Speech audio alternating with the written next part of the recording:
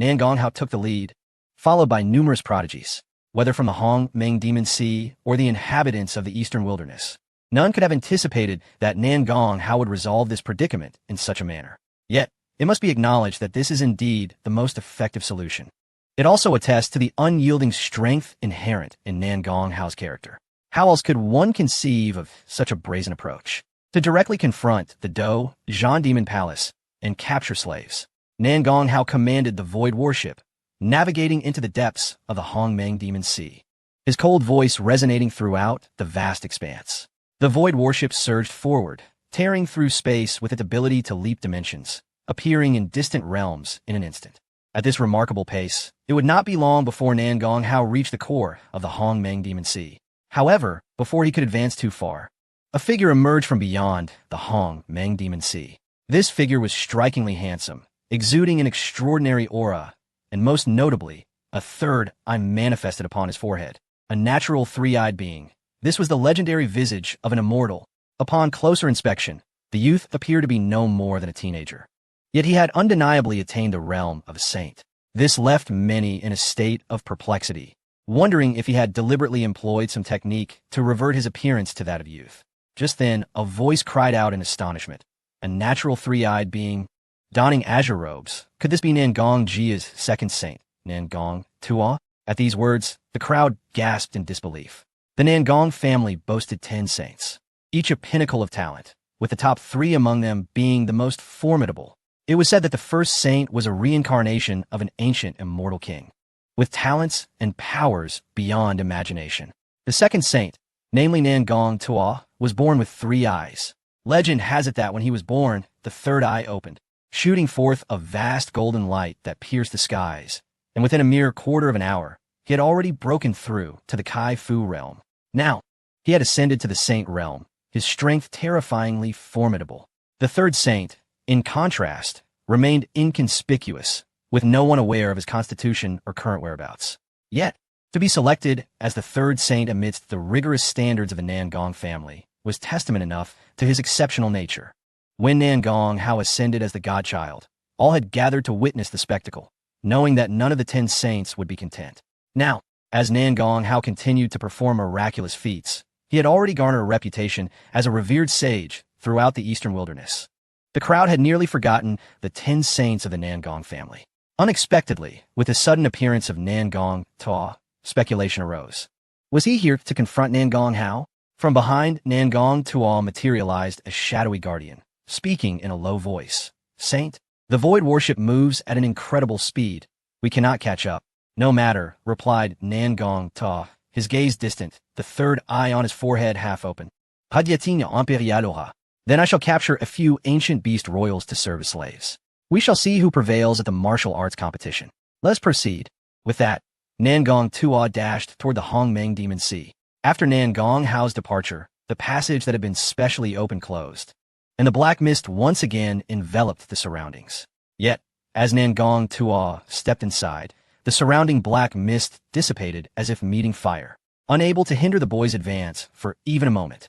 Observers outside, witnessing Nan Gong Tuo entering the Hong-Meng Demon Sea, understood that he likely harbored a desire to measure his strength against Nan Gonghao. Unfortunately, the Hong-Meng Demon Sea was not accessible to just anyone. Thus, these onlookers could only watch helplessly. In the next moment, a streak of azure sword energy shot from afar, shattering the barriers of the Hong-Meng Demon Sea and plunging deep within. It was Chu Xiaoyuan. He too sought to enter the Hong-Meng Demon Sea and partake in the martial arts gathering. More precisely, he aimed to capture experts from the Demon Sea to participate. This left many with peculiar expressions. While it was acceptable for these individuals to compete, how had the mode of competition shifted to capturing the powerful of the Hong-Meng Demon Sea? Yet, to be frank, it was quite satisfying. Previously, it had been the experts of the Hong-Meng Demon Sea who emerged to capture human warriors, flaunting their prowess. Now the tables had turned, with humans set to capture them. Who among us does not possess a few powerful figures? Let us see how these beasts dare to act with impunity in the future. Suddenly, another figure emerged from the void, seemingly moving slowly, his steps unhurried. Yet, with each stride, he traversed boundless space. The academy was 1,000 miles from the Hong-Meng Demon Sea, yet this figure closed in within mere steps. The crowd soon recognized him as the foremost of the three young Supremes from Baima Academy, Zhuang Yuan Jun. Such a lively affair. How could I possibly miss it? Zhuang Yuan Jun chuckled lightly and entered the Hong Meng Demon Sea. Then, yet another figure, radiating fierce battle intent, shattered the void and surged into the Demon Sea. Master, your disciple has arrived. This was Sun Bangyan from Baima Academy, who had decided to acknowledge Nan Gonghao as his master, hence his arrival. Following closely behind was Yin Xie, the prince of Beiwu Kingdom, along with a royal from the West Sea and several unruly prodigies from first-rate forces. Even many previously unknown royal-level experts made their appearance. All these individuals surged into the Hong Meng Demon Sea, each determined to challenge its depths and assert the might of the human race. However, the onlookers felt no gratitude towards these figures, nor were they moved. For it was solely due to Nan Gonghao's leadership that such a multitude of prodigies had entered the Hong Meng Demon Sea. Thus, the gratitude was directed at Nan Gonghao, the revered sage. In an instant, the name of the sage resonated throughout the eastern wilderness, garnering unanimous admiration. Naturally, Nan Gonghao remained indifferent to the recognition of these common folk, unaware that others had chosen to follow him. He continued to delve deeper, intending to sign in at the Do Zhan Demon Palace. Without diversion, he leapt through space to the vicinity of the Do Zhan Mo Yuan clan. As the void worship arrived, the imperial artifact of the Do Zhan Mo Yuan clan responded. Being an ancient royal lineage with a history of producing powerful beasts, they possessed an imperial artifact. The artifact of the Do Zhan Mo Yuan clan was a golden staff, the Ding Tian Shunjun. This staff was crafted from a unique type of magical gold found in the Hong Meng Demon Sea, far sturdier and more formidable than the void worship. Consequently, as the staff unleashed its power, it prevented the void worship from advancing even an inch. Unperturbed, Nan Gonghao called out, "We're the prodigies of the Do Zhan Mo Yuan clan. Select a few formidable ones to accompany me to the martial arts gathering." These words incensed all members of the Do Zhan Mo Yuan clan. It is well known that the Mo Yuan clan is synonymous with battle. Their temperament is fiery, and they revel in combat. Now, someone had the audacity to provoke them and demand they willingly become slaves. How could they endure such an affront? You are courting death. I shall crush you with a single blow. A Mo Yuan prodigy roared, charging forward with an iron staff raised high. Nan Gonghao smirked derisively. Do refrain from sending such lowly creatures to their demise, would you? With that, he stood still, hands clasped behind his back, disinterested in engaging. Situ Rue rushed out, her voice sharp. Mighty god of strength, descend upon me. A formidable foreign deity tore through space and manifested, unleashing a tempest of power. With a resounding crash, Situ Rue harnessed the might of the deity and struck at the incoming Mo Yuan, leaving the latter aghast as he hastily swung his staff in defense. Though he attempted to counter, the Mo Yuan was clearly at a disadvantage, adding to the clan's humiliation. Chapter 110. I hereby appoint you as the tying goddess. Allow me. Another prodigy stepped forward. Yet, this individual was merely at the human sovereign realm. Nan Gonghao's expression darkened, wishing to strike down these fools. However, Qin Yinner had already leapt forward. Though she typically appeared as a mere ornament beside Nan Gonghao, primarily playing the role of a sycophant, she was indeed a genuine prodigy. After the last adventure in the Sea King's secret realm, Qin Yinner, originally possessing the strength of an upper-ranking Wang Ho, had now ascended to a mid-tier Tianzi level. Clad in resplendent red battle armor, she found herself managing to cope with the formidable magic ape of the reverse battle monarch realm, albeit with some difficulty. Soon after, another magic ape, of the Di Huang realm, burst forth, its menacing gaze fixed upon Nan Gonghao. Do you have anyone else to utilize? With a swift motion, Qin Shuiyao charged forward, summoning the chilling energy of the Nine Yin to coalesce into a radiant full moon that sliced through all obstacles in its path. Even the Di Huang magic ape could not afford to underestimate her, its expression turning grave in response. Observing that all three women had entered the fray, Nan Gonghao furrowed his brow and remarked, "It seems it is my turn now. Those below the quasi-saint level should refrain from joining. It would only lead to their demise." The members of the Do Zhan magic ape clan remained silent, their only response the sound of heavy footsteps echoing ominously. Thud, thud, thud. It was as though a formidable being was emerging, each step resonating like a war drum. Eventually, a towering magic ape, entirely azure in hue, made its appearance. With 6 ears and eyes radiating divine light, It was enveloped in a tumultuous aura of magic, wielding a dark staff that commanded respect and awe. I, the six-eared magic ape, am here to challenge you, the azure creature proclaimed in a deep voice. Nan Gong Hao cast a fleeting glance, feeling somewhat disappointed. You are of the Yu Huang realm? Were you the one to shatter the ancient seals of the heavenly court? Although I too had the chance to do so, it was you who acted first, leaving us monarchs indebted to you. Today, let me, the six-eared magic ape, personally defeat you and repay that debt. The six-eared magic ape spoke coldly. Nan Gong Hao shook his head, not overly concerned about this adversary, and stepped away from the void warship. His intention was never to rely on the ship for protection. It merely served as a means of conveyance. Observing Nan Gong Hao's readiness for battle, the six-eared magic ape felt a twinge of seriousness. It directly summoned its own small world, a realm already intricately developed, even housing some exotic beasts. Upon reaching the monarch level, it was essential for one small world to contain living beings.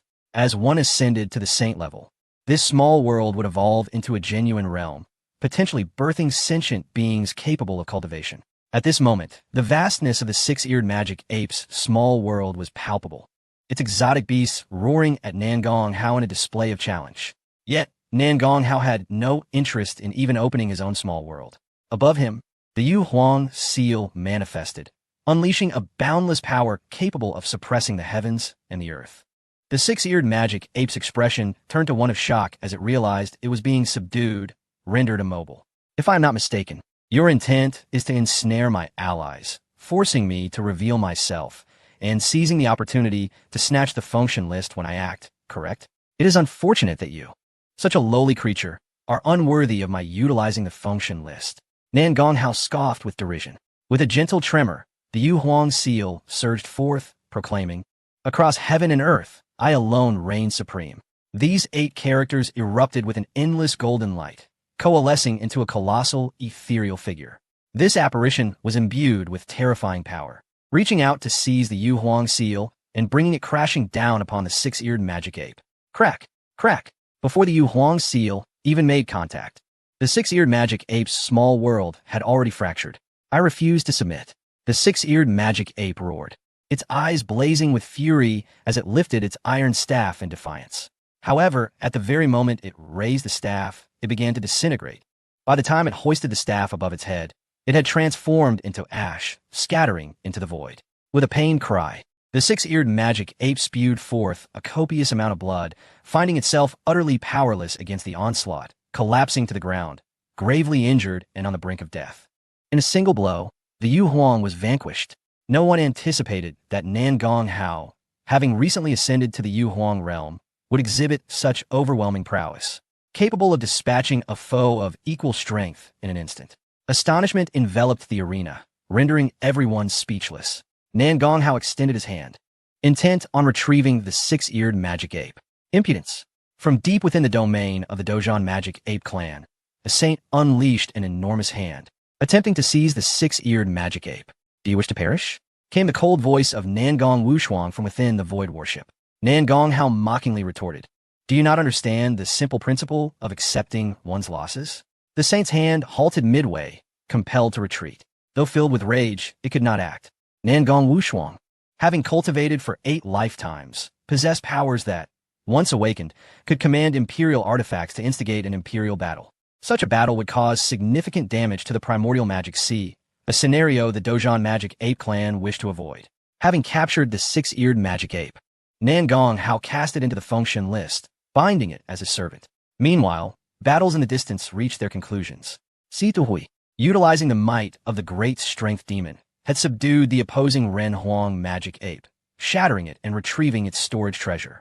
Qin Yunya, though strained, managed to incapacitate her opponent through a fierce exchange of injuries, showcasing her resilience against the inherently superior combat prowess of the exotic beasts, even when her own realm fell short. Under such circumstances, achieving victory was commendable. Yet, the most striking performance came from Qin Shuyao. Through her mastery of the Taiyin treasure technique, she effortlessly harnessed the power of the Taiyin star, forming a moonlit wheel of unparalleled lethality. Despite facing a challenging adversary of the Di Huang realm, the pressure was immense. However, no one anticipated that under such duress, Qin Shuyao would break through her limitations.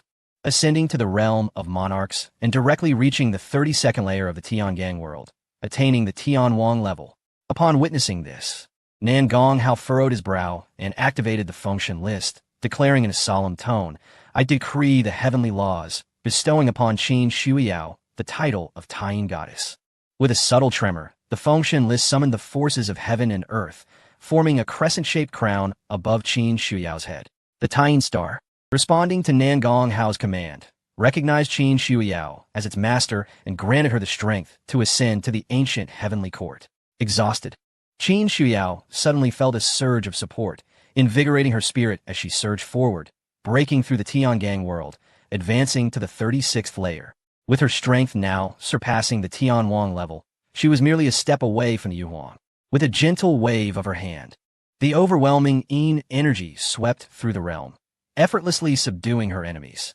The Dojan Magic Ape clan was shaken, not solely due to Qin Shuiyao's strength, but rather the implications of the function list. This artifact could indeed issue decrees of heaven and earth, granting divine titles. Though not a true ancient divine title, it could still invoke the assistance of the heavens, enhancing one's power.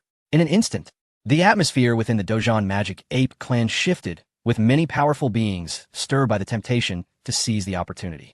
Yet, the presence of the Void Warship and the formidable Emperor's artifact, the shaking Heaven Bell, instilled fear in their hearts. Is anyone else willing to step forth? If not, I shall proceed to the next. Nan Gonghao uttered nonchalantly. What? The Dojan Magic Ape clan was left in disbelief. Could it be that this young man intended to challenge the three great races of the primordial magic sea consecutively? Chapter 111. The Curious Fox Clan in Truth. Nan Gonghao indeed possessed the audacity to confront the three great races single-handedly. He discerned that within the Dojan Magic Ape clan, the six-eared magic ape was the only one capable of being taken as a slave. This solitary entity was undoubtedly insufficient. Naturally, such a powerful ancient beast clan could not lack formidable members. The knowledge inherited from the sage contained extensive records of numerous young powerhouses within the Dojan Magic Ape clan. It seemed that there were at least two quasi-saints of his own age, with another already having attained saint status. However, these individuals were likely engaged in the martial arts tournament within the Kunpeng clan, absent from their home. Nan Gonghao found himself in a rather sneaky position, taking advantage of their absence. Yet what could he do? Who would have anticipated that they would all venture off to engage in group battles, leaving their home unguarded? As Nan Gonghao journeyed towards the next beastly royal clan, he remained oblivious to the fact that his every move was being broadcast live across the Hongmeng Demon Sea. Members of the Qinji Pavilion had arrived in the Dongwang region, establishing a branch specifically to enhance their reputation. The branch's leader had crafted a magical artifact capable of locking onto Nan Gonghao, allowing the broadcast of every action he took, including the recent bestowal of the title of Tying Goddess upon Qin Shuiyao and the scene of him subduing the lure demon ape. This spectacle left onlookers in awe, drawing curious mountain lords from the Baima Academy and heads of various factions to witness the event. The four immortal powers dispatched envoys to investigate the situation. A massive mirror-like artifact floated in the sky, displaying the scene of Nan Gonghao swiftly navigating his void warship. One mountain lord from the academy expressed uncertainty, pondering whether the master truly intended to challenge the two royal clans and the Kunpeng royal family. An envoy from Dongqing City, with a hint of disdain, remarked that while the master showed commendable courage, the true geniuses were not at home, rendering his efforts to subdue mere lackeys futile. Although Nan Gonghao was indeed avenging the Dongwang human race, the envoy's words held some truth. True retribution would require subduing the outstanding youths of the three most powerful clans. While the lure demon ape was formidable, it still fell short in comparison. An envoy from the Nangong family scoffed, deriding the Dongqing envoy's bravado. The Dongqing envoy retorted without hesitation, suggesting that their holy son might already have apprehended several formidable beings at that very moment. The saint residing in Qinji Pavilion immediately harnessed the power of the artifact, switching the view to reveal Chu Xiaoyuan, who is currently engaged in battle atop a green lotus, surrounded by swirling sword energy against a formidable alien warrior. This opponent, though not a genius of any particular clan, was a quasi-saint. Remarkably, Chu Xiaoyuan held his ground and began to gain the upper hand. The Dongqing envoy, witnessing this, could not help but feel triumphant, exclaiming the prowess of their holy son in battling a quasi-saint. In response, The Nangong envoy coldly remarked that their divine son had simply yet to encounter such a challenge. At that moment, an envoy from Baiwiguo politely inquired whether they could view their prince. The elder of Qianji Pavilion nodded, and the mirror artifact shifted once more, revealing Yin Qiye. However, Yin Qiye found himself in a rather awkward situation, battling a genuine alien genius from the Qianlin clan, who, though at the peak of the Jade Emperor stage, possessed overwhelming strength. Yin Qiye, at a similar level, was being pressed hard in the fight, causing a sense of embarrassment among the people of Baiwiguo. In contrast to Nangonghao's challenge against 3 clans and Chu Xiaoyuan's clash with a quasi-saint, Yin Qiye's struggle against an equally matched opponent paled in significance. The envoys from Dongqing City and the Nangong family looked on with contempt, while even the Shihai clan, though recently annexed, regarded Baiwiguo with disdain. Soon, the mirror returned to focus on Nangonghao, the true protagonist of the event, as the spectators eagerly anticipated his next actions. However, an oblivious envoy from a first-rate faction approached Qianji Pavilion, requesting to view their holy son. The elder responded coolly, stating a fee of 200,000 spirit coins. The envoy, taken aback, questioned why others had not been charged. The elder, noticing the discontent on the envoy's face, smiled faintly and remarked that if they believed their holy son could rival Nangonghao, he would grant them a free viewing. The envoy promptly departed, realizing they were unworthy of such a comparison. While the other first-rate factions recognized this, they remained silent, understanding that aside from a few immortal powers, no one else had the privilege to mobilize the Qianji Pavilion. Their attention remained fixed on Nangonghao, who had now arrived at the ancestral land of the Qingqiu Nine-Tailed Fox Clan. Renowned for their beauty, the Fox Clan had once been a weaker race, exploited by stronger beings until a great emperor emerged from their midst, transforming their fate and elevating them to an ancient royal clan. Their imperial artifact, a mask, was said to enchant all who wore it, even captivating lifeless objects.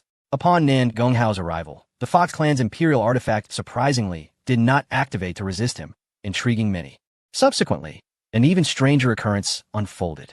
In contrast to the Demon Ape Clan, which had merely sent a few geniuses to confront him, the Fox Clan exhibited an enthusiastic gathering, eagerly awaiting Nangonghao's arrival. Once he appeared, the excitement among the Fox Clan grew exponentially. They exclaimed in delight, speculating on his rumored handsomeness, with one commenting that his aura was so captivating it felt as though an ancient divine king had descended. Some even expressed a desire to defect from the Fox Clan, longing to bear his offspring. A group of stunningly beautiful Fox Clan maidens became ecstatic, revealing their affection for handsome individuals. Despite Nangonghao not having revealed his face, his mere presence and aura captivated them. Meanwhile, the male foxes seethed with discontent, questioning the merit of charm without beauty, fearing he might indeed be unattractive. Nangonghao, fueled by a spirit of combat, was momentarily taken aback by the fervor of these fox maidens, as they displayed no inclination for battle. Just as he presumed the Fox Clan would not strike, a massive hand emerged from among them, wielding formidable power, at least at the Saint King level, suddenly aiming a fierce attack at him. Seeking death, Nangongwu was enraged, never expecting the Fox Clan to be more shameless than the Demon Ape Clan, as a distinguished Saint King dared to ambush a junior like Nangonghao. Just as Nangongwu prepared to retaliate, the Fox Clan's imperial artifact activated with a vengeance, awakening fully. The Void Warship also stirred to life in response, and the two imperial artifacts clashed, obliterating the space within a 1,000-mile radius. The imperial artifact battle erupted with astonishing ease, leaving both Nangonghao and the spectators bewildered. What animosity could the Fox Clan harbor against him to incite such a fierce imperial artifact conflict? It was known that, in the vicinity of the Fox Clan, should an imperial artifact battle commence, it would not only devastate their territory, but also disrupt the Hongmeng Demon Sea. The Void Warship and the Fox Clan's imperial artifact collided, sending shockwaves throughout the Hongmeng Demon Sea, awakening numerous races who were left puzzled by the unfolding events. Meanwhile, the onlookers from the Dongwang region were filled with anxiety, aware that the strength of the Hongmeng Demon Sea was rooted in one imperial artifact capable of withstanding 2 imperial artifacts from the immortal families. Thus, they feared the Void Warship could not possibly match the might of the Fox Clan's artifact. The envoy from the Nangong family was already anxious to inform their patriarch to deploy the Shattering Heaven Bell. Regardless of their urgency, the violent force unleashed by the imperial artifact battle surged forth like a tidal wave. Gale winds howled, rendering it impossible for anyone to maintain their footing. Nan Gonghao was also affected, his aura dissipating under the onslaught, yet he remained steadfast upon the void warship, brimming with battle intent. The ancient royal clans of the Hongmeng Demon Sea were said to be capable of easily conquering the Dongwang region with just one of their members. Even if both royal and imperial families joined forces, the four immortal powers of the Dongwang region would find it impossible to escape. Nan Gonghao, however, was skeptical and determined to test the mettle of these beings. However, the subsequent events left him utterly astonished. The response of the Fox clan's imperial artifact was swift, yet it faded just as quickly, leaving an eerie silence. Everyone stood in bewilderment, perplexed by the Fox clan's intentions. Could it be that the imperial artifact had malfunctioned? Just as the crowd was engulfed in confusion, a voice of exclamation echoed from deep within the Fox clan. This young man is indeed handsome. It turned out that the tempest generated by the clash of the imperial artifacts had dispersed the veil concealing Nan Gonghao's celestial radiance, revealing his extraordinary countenance. The onlooking Fox maidens, upon gazing at Nan Gonghao's visage, erupted into shrieks, their faces flushed with excitement, yearning to rush forward and claim him for themselves. Even the male foxes displayed expressions of defeat, their spirits visibly dampened.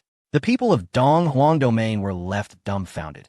Is it possible that your esteemed ancient royal clan, by employing an imperial artifact and nearly igniting a conflict, merely wished to behold Nan Gonghao's true appearance?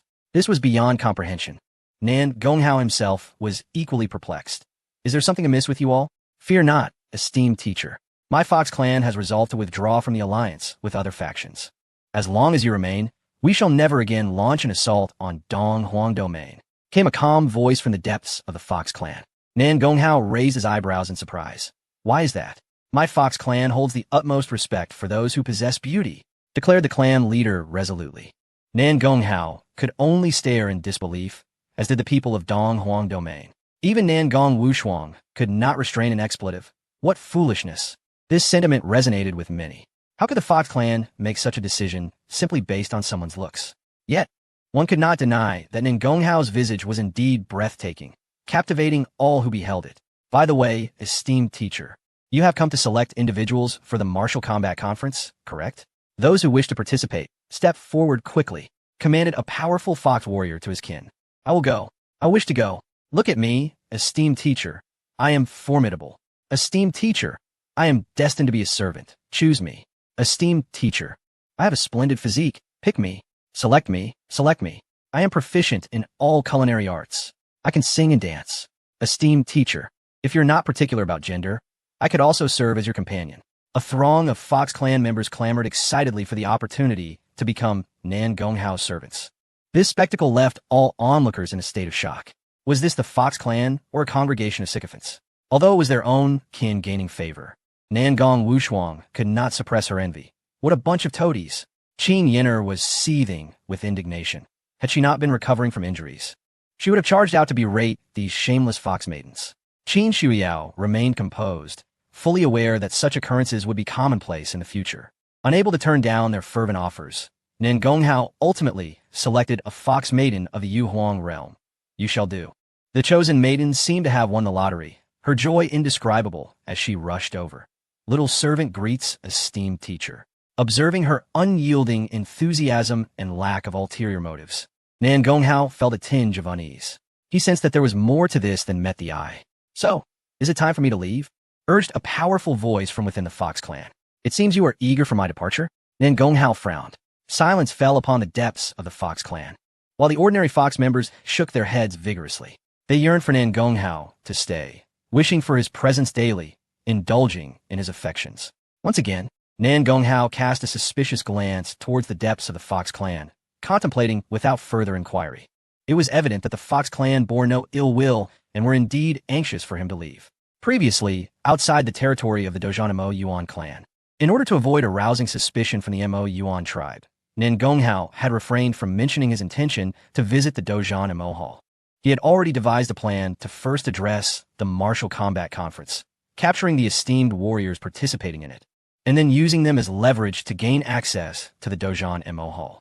Thus, Nan Gonghao was genuinely eager to reach the venue of the Martial Combat Conference. Observing the Fox clan's cooperation, he decided to waste no time and promptly departed for the Kunpeng clan's domain, where the Martial Combat Conference was to be held.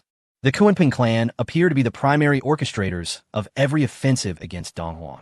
If an opportunity arose to dismantle the Kunping royal family, the crisis of the Hongmeng Demon Sea would undoubtedly be resolved. Perhaps Nan Gonghao could seize the chance to disperse the fog of the Hongmeng Demon Sea entirely, allowing Donghuang Domain to freely interact with the outside world.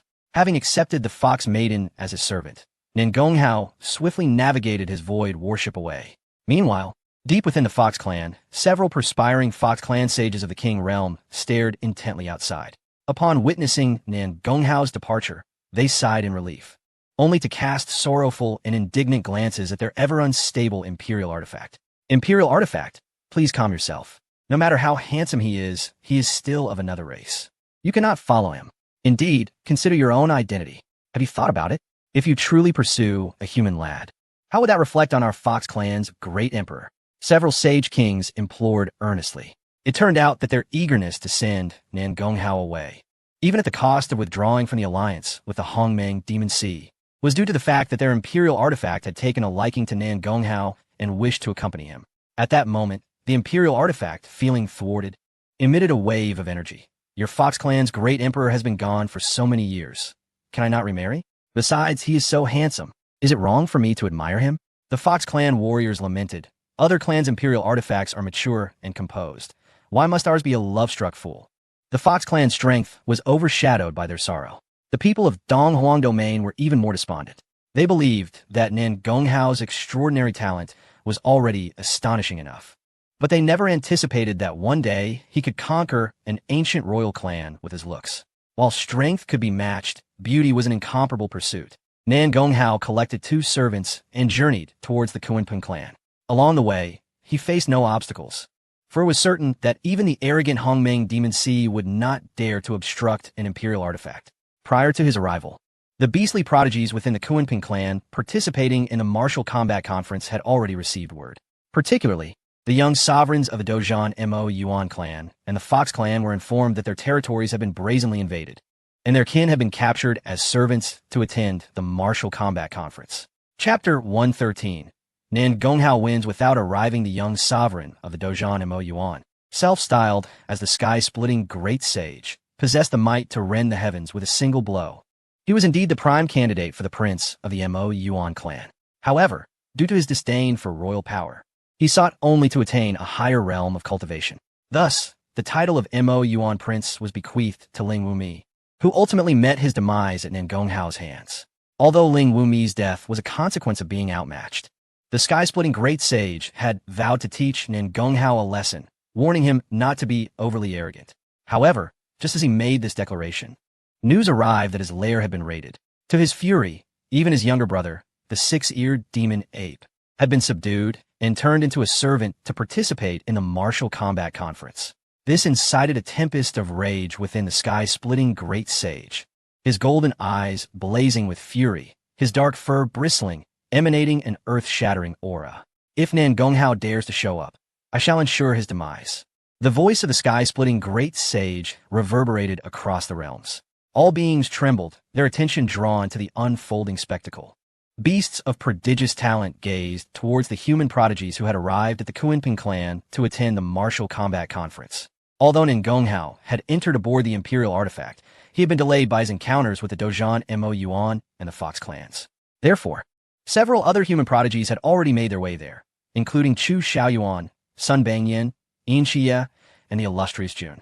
Behind them followed lesser-known prodigies from first-rate factions, along with ordinary sovereigns who had come merely to witness the event. The wrath of Lie Tianda Sheng instilled a sense of unease among certain human monarchs. After all, even without making a move, one could feel the tumultuous and savage aura emanating from him. One could only speculate that a single punch from him might annihilate an emperor, which was utterly terrifying. Some individuals were so intimidated that their legs turned to jelly. To think of slaying a master? Do you even have a right? Sun Bangyan felt somewhat displeased with Lie Tiandasheng's tyranny and unleashed his own formidable presence, equally fierce, which indeed diminished some of Lie Tiandasheng's overwhelming might. Lie Tiandasheng cast a cold glance at Sun Bangyan, remarking, "Ignorant fool, I shall spare your worthless life for now. Once Nan Gonghao arrives, I shall obliterate him and then trample you all one by one." He regarded these prodigies as mere ants, easily crushable at will. The human prodigies were incensed, especially Chu Xiao Yuan, who was eager to draw his sword and take action. However, at that moment, the young supreme of the Fox clan spoke up. In the Hong Ma Hai, there are rules. Until the martial arts tournament concludes, no private duels are permitted. Should any of you be inclined, you may challenge any being here after the tournament of the slaves concludes. The voice of this Fox clan supreme was melodious, imbued with magnetism and charm, which calmed the multitude, even making some desire to become his slaves and obey his commands. This was not a result of the Fox clan supreme's intent, but rather a manifestation of the innate enchanting abilities of the Jiao Wei Hu lineage. His overwhelming strength caused this charm to emanate and influence all present. As many human prodigies were captivated by his voice and turned their gazes towards the Fox clan supreme, they were immediately struck by his ethereal presence. The young supreme wore an alluring and enigmatic mask, obscuring his true visage, yet his aura exuded elegance and nobility, tinged with an ineffable mystery. He embodied the essence of a celestial being gracing the mortal realm, evoking an irresistible urge to approach. Yet, upon closer proximity, one would feel an overwhelming sense of reverence. The beasts of the Hong Ma Hai, witnessing these humans daring to gaze upon the Fox clan supreme, exchanged amused glances and whispered among themselves how foolish these humans were. For many saints in the Hong Ma Hai dared not look the Fox clan supreme in the eye, yet here were these humans brazenly staring. How long would it be before they succumbed to the supreme's enchantment? The Fox clan naturally possessed the ability to enchant, and this young supreme was reputed to be the most handsome man in the eastern wilderness, his charm amplified. Surely, these humans would be entranced for at least a year? Not necessarily. These humans appear quite formidable themselves, especially that top scholar. The Fox clan supreme has grown stronger as well. I believe it would be normal for these humans to be captivated for 3 to 5 years. Hush! Keep your voices down and watch how these humans embarrass themselves. Quickly record this on a jade slip for our descendants to witness how these so-called prodigies of the human race are utterly inept. Ha, what a splendid idea. However, just as all the beastly prodigies were brimming with excitement, eagerly anticipating the humans' disgrace, a mere human monarch at the back of the human emperor realm sighed. It is said that the Jiao Wei Hu clan excels in enchantment, and it is indeed impressive. Had I not been fortunate enough to glimpse the true form of the divine child once, I too might have fallen under the spell of this Fox clan supreme's allure. Upon hearing these words, the other human prodigies were instantly invigorated. Although the allure of the Fox clan supreme was potent, anyone who had seen Nan Gong could resist this supreme's charm. The Fox clan supreme may resemble a celestial being descended to the mortal realm, indeed handsome, but Nan Gong embodied the very essence of an immortal king, unrivaled. At that moment, as the crowd recalled Nan Gong's unparalleled form, no one remained entranced by the Fox clan supreme's charm. Instead, they found themselves ensnared by the allure of Nan Gong. The surrounding beastly prodigies were left in a state of bewilderment. What was happening? How were these humans so swiftly awakened? And why did they dare to think of another person in the presence of the Fox clan supreme? Shouldn't their minds be solely occupied by the Fox clan supreme, perhaps even kneeling in submission? Just how formidable was Nan Gong? For even in his absence, he managed to bolster these individuals against the Fox clan supreme's enchantment. Had the allure of the Fox clan supreme diminished? A host of beasts instinctively glanced at the Fox clan supreme, only to find themselves entranced, their minds conjuring strange fantasies. In that moment, many beastly prodigies lost their composure, and some even knelt, bowing in reverence to the young Fox clan supreme, exclaiming that a celestial being walked among them, expressing their willingness to serve as lifelong slaves. The chaotic reaction among the beastly prodigies deeply displeased Lie Tiandashing. These worthless creatures, they were even inferior to the humans? Awaken, he thundered. This voice, imbued with the spirit of battle, thoroughly roused all the beastly prodigies from their stupor. Many of them wore bewildered expressions, questioning what had just transpired. This only further darkened Lie Tiandashing's countenance. From the state of these beasts, it was clear that the Fox clan supreme's allure had not waned. The reason the human prodigies had not succumbed was undoubtedly due to the unparalleled charm of that Nan Gong, who had yet to make his entrance.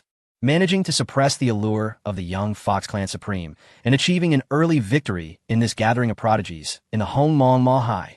Damn it, how infuriating. Once we meet, I shall surely incapacitate him to my satisfaction. Lie Tiandashing's dark thoughts flashed through his mind. before he transmitted a message to the Fox Clan Supreme.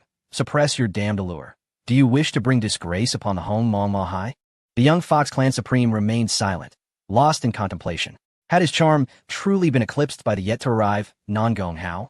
Just how potent was this individual allure? Chapter 114. The Little Peng King is impressive, a matter of a single palm strike. Upon witnessing the reactions of these human prodigies, the young supreme of the Fox clan finally comprehended why the Jiao Weihu clan had courteously presented a servant to Nan Gong Hao, allowing him to depart. As the young supreme of the Fox clan, a recognized heir to the imperial artifact, he was acutely aware that their imperial artifact was nothing short of a superficial admirer. It judged both allies and foes solely by appearance. Those who were pleasing to the eye were undoubtedly friends. Even those who might have been enemies could be transformed into allies. Conversely, those deemed unattractive were relegated to the status of mere passers-by or adversaries. In fact, the young supreme of the Fox clan had attained his position as an imperial heir largely due to his striking looks, were it not for his remarkable innate talents. The powerful figures of the Fox clan would surely be driven to frustration. Nan Gong Hao's exalted status among these humans, even managing to liberate them from his own enchanting control from afar, was ample proof that he was indeed an extraordinary individual. Their imperial artifact had undoubtedly succumbed to its age-old penchant for beauty, leading to such an embarrassing dismissal. Though he felt a twinge of frustration, the young Fox Clan Supreme's expression was tinged with anticipation. He genuinely wished to see what kind of unparalleled charm Nan Gong Hao possessed, just as everyone awaited. The young Supreme of the Kuan Peng clan, the Little Peng King, soared into view. This individual was an absolute titan, a direct descendant of the ancient Kuan Peng, and had even exhibited ancestral traits, with the power to capture dragons and rend phoenixes. Despite his tender age of merely a decade or so, no one among the Saint Tier could rival him. As the Little Peng King arrived at the martial arena, the formidable aura he exuded compelled everyone to bow and pay their respects. Even the proud Chu Xiao Yuan and Suan Bongyan, along with Lia Tiandasheng and the young Fox Clan Supreme, found themselves overwhelmed and did not dare act recklessly. All beings present were filled with genuine awe for this figure, enveloped in divine radiance, who commanded such reverence that they dared not meet his gaze directly. Just how powerful was he? Despite this, there was one exception in the crowd. The top scholar, the Little Peng King, seated upon his throne, coldly regarded the top scholar and intoned, "Our last mental contest ended without a victor. Let us now engage in a true battle." A wave of astonishment rippled through the crowd. What? A mental contest? This is a technique that can only be mastered by the most exceptional beings. To everyone's astonishment, Zhuang Yuanjun and Xiao Peng Wang have not only learned it, but have even engaged in a battle. Truly, they embody the essence of unparalleled brilliance. In that moment, all the beings present felt a sense of inadequacy. Even the proud Lia Tiandasheng looked at Zhuang Yuanjun in disbelief, unable to fathom how he could match the invincible Xiao Peng Wang without a clear victor. Zhuang Yuanjun responded with a calm smile, stating that he was merely here to partake in the martial arts tournament for amusement. If a private duel were to occur, it would require the permission of the master. Xiao Peng Wang furrowed his brow, inquiring about the master. He had sensed a formidable presence venturing into the outer realms during his seclusion. Could it possibly be Zhuang Yuanjun's master? Zhuang Yuanjun clarified that while the old master had indeed gone to the outer battlefield, he was referring to the new master. "Oh, I wasn't aware of this," Xiao Peng Wang exclaimed, summoning a servant of the royal realm, who presented a jade slip containing information about Nan Gong Hao. As Xiao Peng Wang examined the details, a profound silence enveloped the arena, although no one had issued a command for silence. The gravity of the moment rendered everyone mute in respect. This was the embodiment of absolute authority. Upon quickly reviewing Nan Gong Hao's achievements, a radiant aura emanated from Xiao Peng Wang as he remarked that he was a commendable individual, suitable to be his servant. The expression of anger spread across the faces of the human race present. Nan Gong Hao was already the foremost prodigy of the eastern wilderness, yet in such circumstances, he was referred to as a potential servant by Xiao Peng Wang. This was a blatant disrespect towards humanity, utterly intolerable. Seeing the outrage among the human prodigies, Xiao Peng Wang let out a cold snort, his imposing presence sweeping across the arena like a tempest, establishing an overwhelming dominance over all. "What? You are displeased that I consider Nan Gong Hao worthy of being my servant? Who dares to voice their discontent? Step forward." The oppressive atmosphere caused the human beings to tremble, their legs quaking as their bones creaked, as though they might be crushed into a mere puddle of flesh at any moment. In such a dire situation, who could dare to stand and resist? Despair painted the faces of all the humans. Even Chu Xiaoyuan turned pale, realizing that this foe was far too powerful for him to contend with. Yet, his clan's imperial artifact had indicated that his chance to grow stronger lay within the Hongmeng Demon Sea. Even Sun Bangyan gritted his teeth, fiercely resisting. Simply standing there required all his strength, leaving him utterly incapable of retorting.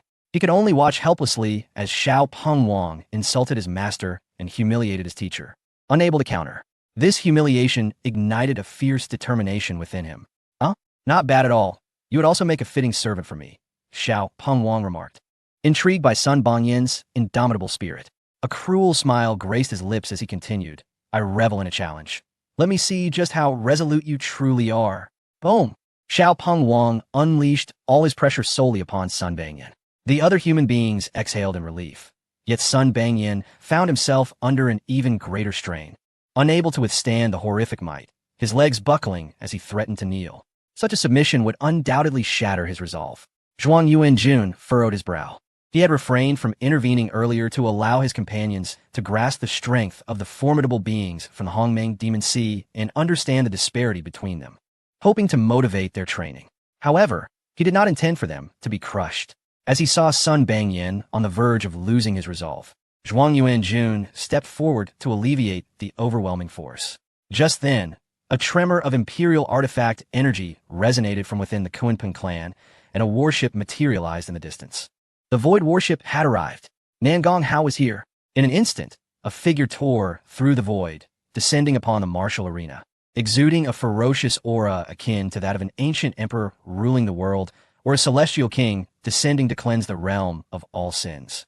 The oppressive force that Xiao Pengwang had cast upon Sun Bangyan dissipated like snow under the sun, unable to withstand the might of Nangong Hao. This birdman appears quite delectable. I might just roast him, Nangong Hao's indifferent voice echoed as he raised his hand towards Xiao Pengwang. Although he had not taken Sun Bangyan as his disciple, he held no regard for Xiao Pengwang and intended to teach him a lesson. Furthermore, with his arrival, who dared to claim the throne? Xiao Pengwang's face contorted with rage as he recognized Nangong Hao. Infuriated by the insult of being called a birdman and threatened with roasting, his fury reached its peak, trembling with indignation.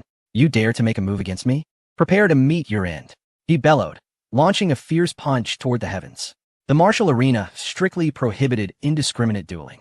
Even the Supreme of the Fox clan had previously warned the beings about this rule. Yet, at this moment, no one dared to intervene. After all, who would be foolish enough to assert authority here? Moreover, everyone was keen to witness who among Nangong Hao and Xiao Pengwang possessed greater strength.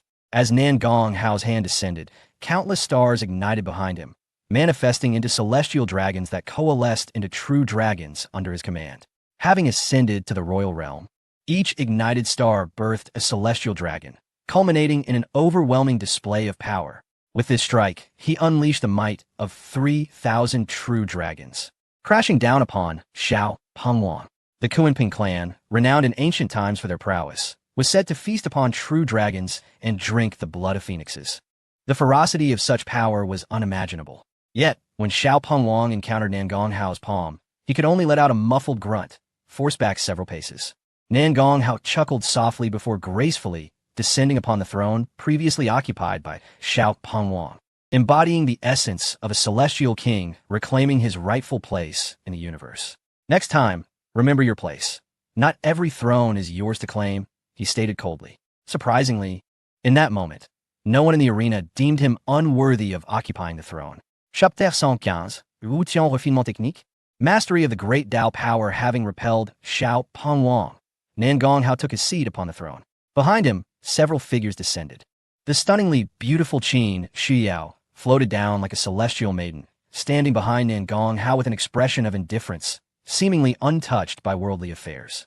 Qin Yannia, even more exquisite than Qin Shuyao, radiated a delicate charm as she nestled against Nangong Hao, playfully expressing her affection. Situ Rue, while also attractive, exuded a sense of resilience, standing beside them like a dutiful attendant. Yin Wushuang, a practitioner of the heartless sword path, emanated a chilling aura, appearing as a vigilant guard. Meanwhile, the recently acquired Fox Clan female servant stood beside Nan Gong Hao, exuding an alluring demeanor without a hint of shame. The beauty of these women, each unique in their own right, drew considerable attention and stirred a commotion among the onlookers. Many gazed greedily at these captivating figures. Even the usually composed June couldn't help but exclaim, with cloud-like hair and flower-like features, adorned in gold, "How warm the spring nights are. Life is too fleeting to rise early for court, for the king has found bliss." Truly, he envied the master for enjoying such splendid company. Sun Bangyan, however, only cast a grateful glance at Nan Gong Hao, thankful for his intervention. As for the women, he barely spared them a glance, believing they would only hinder his striking speed. Xiao Peng Wang, witnessing Nan Gong Hao basking in the attention of the crowd, felt his discontent reaching an unbearable peak. The divine radiance surrounding him had been shattered by Nan Gong Hao's earlier strike, revealing his true form. Xiao Peng Wang stood tall and imposing, his physique resembling forged steel, with each feather shimmering with a menacing glint, as if they were divine weapons. Yet, what astonished onlookers even more were the thick chains that bound him. The chains entwined with inscriptions of order and seals of law, indeed, represent a bizarre form of confinement. The sound of clanking chains echoed as the young Wang of the Peng family emanated an aura of peril. "Did you truly believe you had vanquished me? Were it not for the fact that I have bound my body with this celestial black iron, sealing away the majority of my power, a mere slap would suffice to annihilate you." The myriad beings present immediately displayed expressions of terror. Celestial black iron, such a supreme treasure, weighing just an ounce, could equate to the strength of a true dragon. The chains that now bind the young Wang must weigh several hundred pounds, indicating that he possesses thousands of true dragon powers entwined around him, restraining his might. However, this is, in truth, a form of cultivation. The young Wang utilizes this to temper his physique and refine his vitality. Should he bear it for an extended period, it would indeed reveal a formidable character, and his power would be terrifying. Once he is unshackled, the outcome against Nan Gong Hao is truly uncertain. All beings of the Dong Huang domain felt a wave of anxiety for Nan Gong Hao. The creatures from the Hong Meng Mo Hai displayed expressions of scorn. "Look at that human boy. He merely repelled a weakened young Wang, and now behaves with unwarranted arrogance. How laughable. Indeed, should the young Wang be unbound, he could reach the strength of tens of thousands of true dragons, capable of obliterating a realm with a single punch. The young Wang has already attained an invincible existence at the Sage Realm. The trifling human race's heavenly punishment body is truly unworthy of comparison with the young Wang. Alas, the most promising genius of the human race is on the brink of demise, yet such hope is so feeble that it is hardly worth having." A multitude of creatures from the Mo Hai awaited eagerly for the young Wang to break free from his shackles. However, Nan Gong Hao dismissed their gossip. Seated upon his throne, observing the young Wang preparing to unleash his power, a mocking smile gracing his lips. "Feel free to unbind yourself. Utter a word of fear, and I shall concede my defeat." The young Wang grinned menacingly. Indeed, when a person is sufficiently foolish, they become utterly arrogant. "I shall see how you fare in the end." The celestial black iron chains rattled, their sound alone causing the surrounding laws to tremble and the space to hum. Many beings of the Emperor realm exhibited discomfort, retreating to evade the overwhelming force. If the sound of clashing chains is so terrifying, should the young Wang truly unleash his might, he would likely rend heaven and earth, just as the young Wang was poised to shatter his chains. A voice resonated from the depths of the Kuan Peng clan. "Atu, remain calm. Your seal has yet to reach the moment of unsealing." Upon hearing this, the young Wang's face flickered with intense reluctance. The crowd was bewildered. "This seal has a time constraint?" The Zhuang Yuanjun furrowed his brow. "This seems to be a special seal that I have heard of, but I cannot recall the details at this moment." Others began to murmur, speculating about the time limitation of the seal. Nan Gong Hao spoke calmly. "The Zhou Tian body refining technique, a form of arduous cultivation, bears immense weight in training.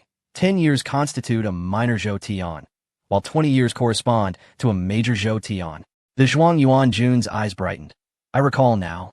This method of arduous cultivation cannot be interrupted, or all previous efforts will be in vain. Moreover, upon completing a major Zhou Tian, one will attract the acknowledgement of the laws of heaven and earth, gaining substantial benefits." Someone inquired, "Substantial benefits? How significant?" "The powers of this world are classified as laws. Order in the Great Tao. The Kai-Fu realm, Qiyu realm, and Wang-Ho realm govern the laws. The Emperor and Sage realms govern order. The Sage King realm governs the power of the Great Tao. The young Wang currently resides in the Sage realm, able to govern only the power of order. However, should the Zhou Tian body refining technique conclude flawlessly, he could acquire a power of the Great Tao, thus overwhelming all. How terrifying indeed. The power of the Great Tao is akin to the heavenly path of a realm, capable of arbitrarily determining the rise and fall of a world, the life and death of innumerable beings. The young Wang is merely in his teens. Should he become a Sage King, it is unimaginable how far he could progress. An emperor? That is a certainty. Perhaps he could even attain immortality. The myriad beings of the Hong Meng Mo Hai learned for the first time that the young Wang was indeed bound by chains. Yet even so, he could easily dominate them, sufficient proof of his formidable nature. Young man, you are quite fortunate. The young Wang's eyes bore a hint of reluctance as he endured. He must ensure the flawless completion of his Zhou Tian body refining technique. Nan Gonghao, however, displayed a look of regret. What a pity. I did not expect your clan to possess such intellect, failing to compel you to unshackle your chains. The other creatures of the Mo Hai erupted in fury. How dare you? It turns out Nan Gonghao was fully aware and deliberately sought to force the young Wang to unbind, interrupting his Zhou Tian body refining technique. Even the young Wang's expression darkened with anger. He nearly fell victim to manipulation. Yet, soon after, all beings from the Mo Hai displayed disdainful expressions. Humans are merely adept at deceit. Such creatures deserve extinction. He had repelled the young Wang, believing himself formidable. Yet it was merely an opportunistic ambush during the young Wang's moment of confinement. Indeed, had the young Wang not been shackled, he would have perished.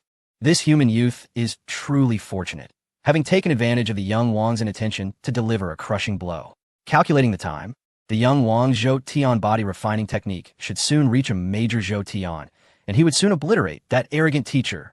Many beings of the human race were incensed by these taunts, but could offer no rebuttal. After all, the young Wang was genuinely powerful. Yet, Nan Gonghao remained indifferent to these creatures. He even dismissed the young Wang's foolish provocation, as his primary focus was on the task at hand. Nan Gonghao had not forgotten his mission. He intended to capture the prodigy of the Dou Zhan Mo Yuan clan to use as leverage for entering the Dou Zhan Mo Hall. Scanning the assembly, he noted the presence of the Lai Tian de Sheng, his eyes brightening. This fellow possesses considerable strength.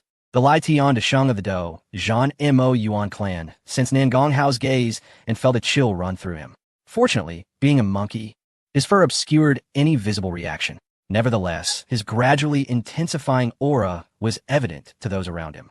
The Lai Tian de Sheng felt a surge of apprehension. Embracing Qin Yen'er, Nan Gonghao placed his hand on her slender, beautiful leg, playfully caressing her jade-like hand, and spoke nonchalantly. Monkey, become my servant and participate in the martial contest. Upon hearing this, the Lai Tian de Sheng's face flushed with humiliation. Had Nan Gonghao uttered this challenge in the arena, he might have perceived it as a test of strength. However, now, as Nan Gonghao toyed with the bashful beauty in his arms while addressing him, it was clear that he regarded him as inconsequential trash. Previously, the Lai Tian de Sheng had likened Sun Bangyan and others to ants easily squashed, illustrating his arrogance and hubris. Now, he was treated as refuse. How would he endure this? Dreadful two-legged sheep, you are meant to be our sustenance. How dare you act so brazenly before this great sage? The Lai Tian de Sheng gritted his teeth. Nearby, the young Wang coldly remarked, Lai Tian, kill him. This statement effectively permitted a private duel between Nan Gonghao and the Lai Tian de Sheng. The multitude of beings perked up. Sun Bangyan shouted loudly, Master, allow me to take this on. Though he had not yet pledged his allegiance, he had already regarded Nan Gonghao as his mentor. Seeing the Lai Tian de Sheng challenge Nan Gonghao, he could not resist stepping forward. Other beings of the human race remained silent, fully aware they were no match for the Lai Tian de Sheng. Chu Xiaoyuan appeared restless, but did not wish to shield Nan Gonghao. Upon receiving the young Wang's consent, the Lai Tian de Sheng relaxed further, his eyes glinting with cold light as he fixed his gaze on Nan Gonghao. Two-legged sheep, do you dare descend and engage in battle with this great sage? Nan Gonghao patted Qin Yen'er's beautiful leg, stating, I shall go and subdue this monkey. Qin Yen'er obediently responded, moving to the side to await in silence. Sun Bangyan, initially prepared to intervene, hesitated upon witnessing Nengonghao's intent to act. Teacher, this fellow is merely at the quasi-saint level. Your intervention is unnecessary. Nangonghao waved his hand and uttered a cryptic statement. A quasi-saint cannot prevail in this martial arts tournament. The crowd was perplexed, struggling to comprehend his words. Nevertheless, Nangonghao propelled himself forward, unleashing his own miniature world. Within this realm, celestial bodies danced, mountains and rivers flowed, and shadows of countless malevolent spirits lurked. The Laition Great Sage, aware of Nangonghao's formidable power, did not dare to underestimate him. He too manifested his own small world, teeming with myriad beings, even showcasing formidable sovereign-level entities. The two miniature realms collided, refusing to yield. The beings and spirits within were met with a cacophony of anguished cries as they perished in the clash. In his grasp, Nangonghao wielded the Dizong Binyuan Dao, striking at the Laition Great Sage. The latter scoffed, unleashing his battle prowess, and charged fiercely with a heavy staff. The clash resounded as the quasi-emperor weapon met the staff. But to everyone's astonishment, the Binyuan Dao gained no advantage. The Laition Great Sage taunted, "Did you truly believe you were the sole possessor of a quasi-emperor weapon?" With a swift motion, both combatants separated. Stars ignited behind Ngonghao, and celestial dragons coalesced, transforming into genuine dragons. Observing this, the Laition Great Sage tore a strand of fur from himself and blew, instantly creating countless clones, each radiating identical power and vitality, all of them tangible. The power of disintegration. Possessing this order allowed for the splitting of all things, enabling both self-division and the fragmentation of the world itself, capable of creating avatars and even annihilating existence. At that moment, the multitude of Laition Great Sage's clones charged at Nangonghao, brandishing their staffs towards the circling true dragons. The dragons swiftly succumbed. The Laition Great Sage cackled. "Nangonghao, what other formidable powers do you possess? Show them to me." In response, Nangonghao remained silent, merely continuing to ignite the stars. His reticence cast a heavy pall over many beings of the human race, for it seemed to them that Nangonghao was at a disadvantage. The teacher's celestial stars were being suppressed. A voice from the outskirts of the Hongmeng Demon Sea lamented, echoing the sentiments of many. The envoy from Dongqing City remarked coldly, "He is underestimating his opponent. The Laition Great Sage, as an ancient royal, possesses undeniable talent and strength." The envoy from Baiwuguo ventured an analysis. Indeed, had the teacher invoked the Order of Time from the outset, he might have secured victory. Many echoed this sentiment, questioning why the teacher did not employ the Order of Time. Now, it was too late. He had been constrained. Witnessing the smug expression on the Laition Great Sage's face filled the crowd with indignation. "Defeat him, teacher. You must prevail," cried the denizens of the eastern wilderness. Yet, the little Peng King declared with finality, "The Laition Great Sage is destined to win." The Fox clan's sovereign hesitated, asserting, "If the teacher's subsequent moves remain unchanged, he is indeed doomed." Though the clones of the Laition Great Sage expend energy and spirit, the celestial star map also demands considerable strength. As numerous talents and strong individuals deliberated, it became increasingly evident that, regardless of perspective, Nangonghao was fated to lose. However, amidst their discussions, the celestial dragons summoned by Nangonghao, despite being obliterated, continued to emerge ceaselessly. Each defeat only served to illuminate more stars, eventually filling the sky and driving back the chaotic energies of the Hongmeng, revealing a breathtaking and fantastical night sky. As this celestial panorama formed, the emergence of celestial dragons accelerated, one after another. The Laition Great Sage's clones swung their staffs frantically, annihilating dragons, yet the tide of true dragons only grew. Sweat beaded on the brow of the Laition Great Sage. His vitality waned, and his spirit could scarcely endure. "What a monstrous vitality you possess, capable of igniting so many stars." His smug demeanor faltered, replaced by seething frustration. Nangonghao remained aloof, observing the furious Laition Great Sage with indifference. "Do not disappoint me," he declared. In that instant, the ignited stars erupted, unleashing a multitude of celestial dragons. Those previously vanquished returned anew. This was not the power of the Order of Time, but rather the sheer force of the celestial star map. Surrounding onlookers fell into stunned silence. They had assumed that the dragons emerging from the stars had been extinguished with the stars themselves. Yet, astonishingly, those stars continued to yield more celestial dragons. It meant that once ignited, these stars could perpetually produce celestial dragons? Terrifying. Countless celestial dragons surged forward, transforming into multitudes of true dragons. No, the Lytion Great Sage was horrified, issuing a panicked cry. But it was in vain. The true dragons crashed into him, overwhelming him entirely. In the midst of the Lytion Great Sage's anguished wails, innumerable true dragons descended, engulfing him. The little Peng King and others wore grim expressions. It was a resounding slap in the face. Just moments ago, they had declared Nan Gonghao destined to lose, yet in an instant, he had unleashed his true power and obliterated the Lytion Great Sage. But wait, the Lytion Great Sage was not dead. Amidst the tumult of true dragons, Avastala erupted. This presence was transcendent, lofty, and divine. If the aura of a sovereign-level being commands respect and deference, this power inspired a heartfelt desire for belief.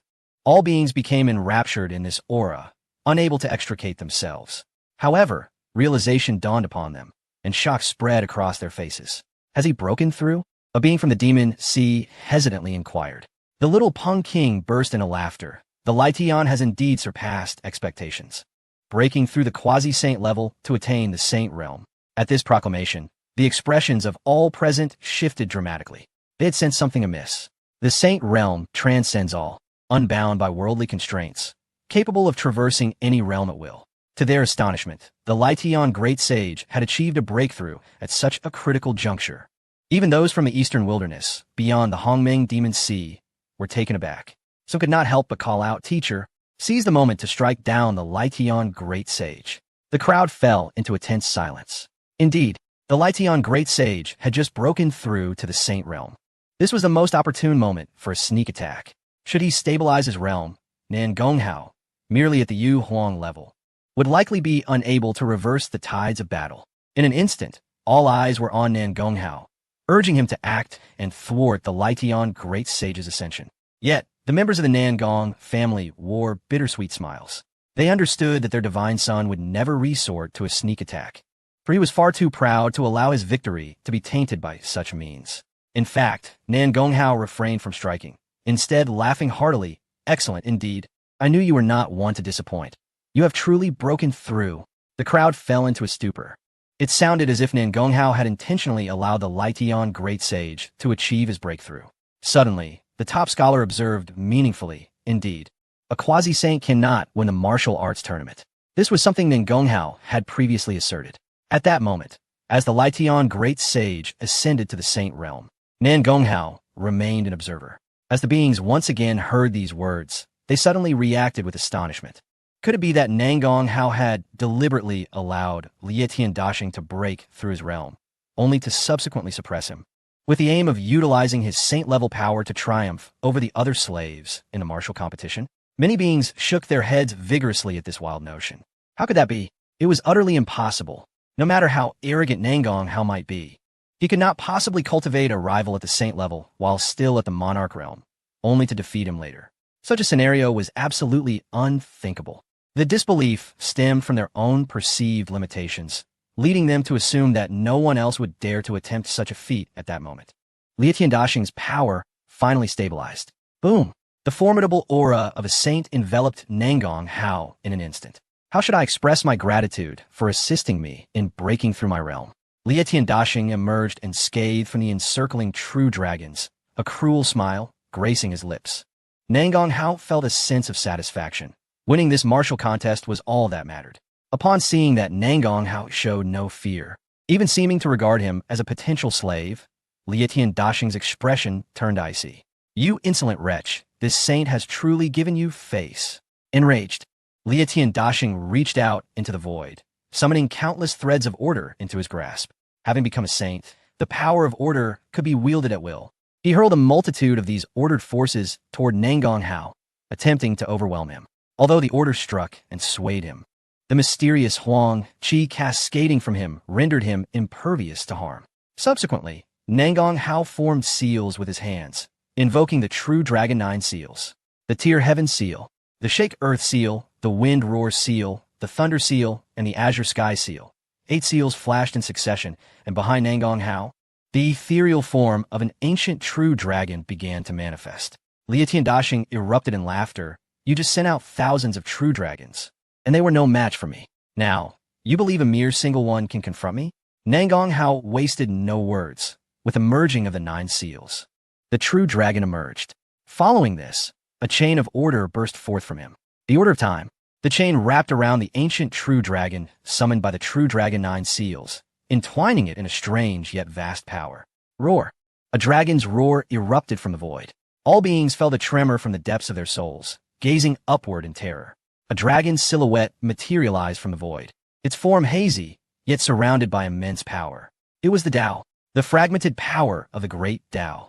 This was the lingering soul of an ancient true dragon, summoned by Nangong Hao through the Order of Time and the true dragon 9 seals. With Nangong Hao's command, the ancient true dragon's lingering soul fused with the 9 seals, releasing the might of the ancient true dragon. As an unparalleled race of antiquity, the so-called ancient royal families, including the Kuanping, trembled in fear. Despite the Kuanping clan's claim to feast upon dragons, they primarily consumed those of incomplete bloodlines from the ancient era. The powers often referred to as the strength of the flying dragon, the heavenly dragon, and the true dragon should more accurately be described as great lizards, rather than true dragons. The true dragon is indomitable, proud, and eternally supreme. As the true dragon manifested, the beings of the human race were somewhat able to endure, albeit with reverence. However, the beasts within the Hongmeng Demon Sea could no longer withstand the pressure. Previously arrogant, they now quaked in fear, tears brimming in their eyes as they knelt, worshipping the true dragon and showing greater respect for Nangong Hao, the one who summoned it. Even the little Peng King, who had earlier declared Nangong Hao would surely be defeated, trembled uncontrollably, the chains of star iron around him rattling ominously, as if they might shatter at any moment. Not to mention the likes of Liu Tiandashing and others, who had already knelt, devoid of any will or strength to resist. Surprisingly, the young supreme of the Fox clan remained standing, even receiving leniency from the true dragon's lingering soul, which did not exert pressure upon him. Nangong Hao glanced at the Fox clan supreme and understood. This fellow was quite handsome and possessed a captivating charm. The dragons, known for their lust, would naturally refrain from excessive oppression against such a beautiful man. This mirrored Nangong Hao's conquest of the Fox clan's imperial artifact. However, the young supreme of the Fox clan was simply not as striking as Nangong Hao. With the emergence of the true dragon, all bowed in submission. Whether it was the beings observing for the East Wilderness or those present in the Hongmeng Demon Sea, they all stood in stunned silence. Amidst the throngs kneeling in reverence, Nangong Hao gracefully approached Liu Tiandashing, smiling as he said, "You must ensure victory for me in the upcoming battle. Otherwise, your existence will be rendered unnecessary." With a swift motion, the Fengshen list appeared, sealing Liu Tiandashing in place.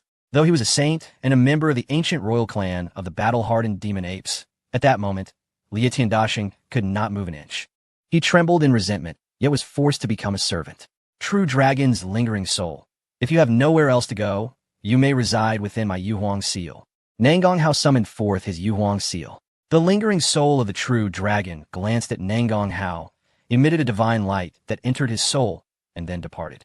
It chose not to reside as a spirit within Nangong Hao's Yuhuang seal, as true dragons possess their own dignity. However, it bestowed upon Nangong Hao the true legacy of the ancient true dragon, a power surpassing even the true dragon 9 seals. Dragon God Transformation. Chapter 118. The martial contest begins. No deaths allowed. Nangong Hao had previously acquired the true dragon 9 seals, a divine ability passed down for the true dragon clan, comprising a total of 9 seal techniques. Each seal could summon a fragment of the true dragon. For instance, the Tear Heaven seal could summon dragon claws to rend the heavens, while the Thunder seal could summon thunder with a dragon's roar. The 5 Mountain seal could draw forth the earth's might using its tail. The 9 seals could also merge into one to summon the ethereal form of an ancient true dragon. However, this dragon form was merely an illusion, lacking true spirit. Below the Monarch realm, it still held some utility, but upon reaching the Monarch realm, Nangong Hao could manipulate the true dragon's power, rendering the true dragon 9 seals less significant. Yet, the dragon god transformation bestowed by the lingering soul of the ancient true dragon was a different matter altogether. This was the supreme treasure technique of the true dragon clan, allowing one to transform into a dragon. Not only could it bestow the extraordinary fortune of the true dragon clan, but also combined the true Dragon Nine Seals into the Dragon God Fist. A single punch could obliterate a small world created by a saint.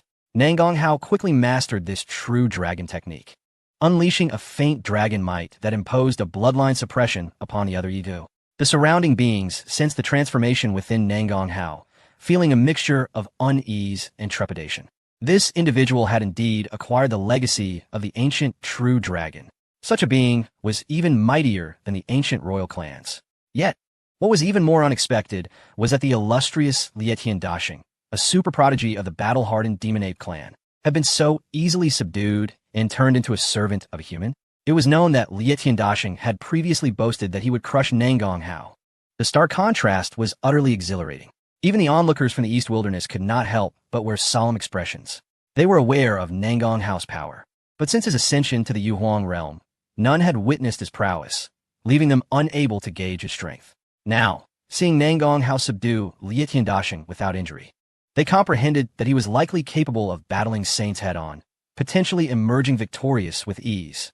Previously, many beings believed that the Little Peng King had lost due to Nangong Hao's ambush and the restraints upon him. However, no one dared entertain such thoughts now. Although Nangong Hao had merely defeated Lietian Dashing, he did so effortlessly, clearly possessing further strength, thus thoroughly intimidating these Yiju prodigies. I have gathered the 3 slaves. Shall we commence the martial contest? Nangong Hao returned to his throne, where Qin Yin'er eagerly approached him, her beautiful eyes filled with admiration and infatuation. The throne represents the most optimal viewing position in the arena, surrounded by all others like stars orbiting the moon. Xiao Pengwang originally intended to wait for Nangong Hao to lose before reclaiming his seat. However, he was taken aback by the ease with which Lai Tian de Sheng was defeated, igniting a simmering anger within him. Nevertheless, he refrained from taking action and solemnly declared, "The martial arts tournament may commence. Let the slaves enter." Although he had his own people present, the slaves remained slaves, and despite his ire, Xiao Pengwang would not show deference to Lai Tian de Sheng and the others. The Lu heir Mo Yuan had previously been severely injured by Nangong Hao, but had managed to recover sufficiently with the aid of a precious elixir provided by Nangong Hao. Reluctantly, he made his way into the arena. Lai Tian de Sheng was unwilling to participate, but was compelled by the control of the Feng Shinbang. A maid gifted by the Fox tribe was also required to enter. At that moment, the young supreme of the Fox tribe suddenly spoke. "Teacher, might I request a favor? Let my sister refrain from participating in a martial duel. After all, Lai Tian is already more than capable of handling these slaves." Nangong Hao frowned and turned his gaze toward the young supreme of the Fox tribe, questioning, "Are you instructing me on how to conduct my affairs?" A hush fell over the crowd, pondering how this teacher could be so different from the previous one. The former teacher, despite his formidable strength, was kind-hearted and courteous, unlike Nangong Hao's domineering demeanor. Yet, the young supreme of the Fox tribe remained unperturbed, smiling faintly as he replied, "My tribe possesses a melody known as Jiang Junling, capable of invigorating the slaves and enhancing their combat prowess, rendering the spectacle more entertaining. Should you agree to my request, I would gladly perform a piece." Upon hearing this, many beings found themselves perplexed. Why was the Fox tribe supreme being so humble? Even the female fox accompanying Nangong Hao was bewildered, as she had never interacted with this young supreme before. Why would he advocate for her? Nangong Hao regarded the Fox tribe supreme with a cold stare. After a moment of contemplation, he appeared to grasp something and smiled. "Very well." The young supreme of the Fox tribe slightly nodded. "Thank you." In the next instant, he produced an ancient zither of dark hue. At first glance, it seemed unremarkable, but those familiar recognized it as crafted from the bones of an ancient ferocious beast, imbued with a fierce aura. The zither possessed 21 strings, all woven from the essence of order. The orders of destruction, life, slaughter, battle, and the 5 elements were all renowned for their devastating power, and when played, they would summon the very forces of heaven and earth, obliterating everything in their path. Clearly, the Fox tribe supreme engaged in combat through melody, fitting his ethereal appearance. Among the 21 orders, Nangong Hao was particularly attentive to 2, the Order of Causality and the Order of Devouring. These 2 orders were exceptionally famous among the 3,000 orders, and, in certain respects, the Order of Causality was not inferior to the Order of Time. Nangong Hao concluded that the strength of the young supreme of the Fox tribe must surpass that of Lai Tian de Sheng. Subsequently, the slaves entered the arena, filled with indignation and unwillingness. The martial arts arena was a vast circular pit, dominated by a massive fighting platform protected by formations, surrounded by spectators. At this moment, many beings filled the seats, eagerly anticipating a battle that seemed devoid of suspense. After all, Lai Tiandisheng was a sage, far superior to the strength of the enslaved present. How could he possibly lose? Soon, two human slaves were ushered onto the fighting platform. They were both monarchs, serving as mere appetizers. The two monarchs trembled, hesitant to strike, pleading silently with Nan Gonghao for assistance. There is no need for a life-and-death struggle. Treat it as a customary sparring session to determine the victor, Nan Gonghao stated calmly. Upon hearing this, the two human monarchs on the fighting platform sighed in relief. However, Xiao Pengwang frowned and coldly retorted, "The martial arts tournament has endured for countless ages, and the rule of one side winning and the other perishing cannot be altered by you. Moreover, these are not your slaves. You should manage your own." Nan Gonghao replied calmly, "If a single human perishes in today's martial duel, I shall execute the one who brought them here and randomly slay 10 from another race." Outrageous. Do you think this is your domain? Xiao Pengwang roared, his fury igniting. Despite the chains of celestial iron binding him, his presence surged with an overwhelming force, causing the entire assembly to feel unsteady. Nan Gonghao remained composed, his eyes flashing with golden light.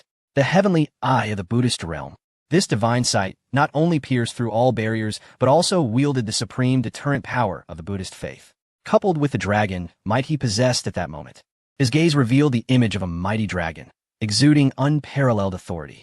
This was the great dragon of heaven, a formidable divine ability from the Buddhist realm, capable of suppressing the ancient hells. However, Nan Gonghao did not fully command it. He merely brushed against the edges of this power through the heavenly eye and the transformation of the dragon god.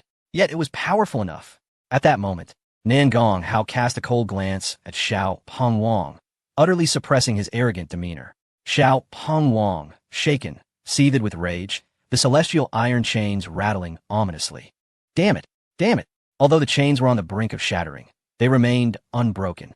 Xiao Pengwang merely glared fiercely at Nan Gonghao, uttering a threat. "When my Zhou Tian body refinement technique reaches perfection, it will be your day of demise." Around them, many beings bore expressions of wry amusement. Such a proud figure as Xiao Pengwang had yielded, what choice did they have but to endure together? In the wake of Nan Gonghao's intimidation, the human warriors on the fighting platform no longer faced the necessity of a deadly struggle.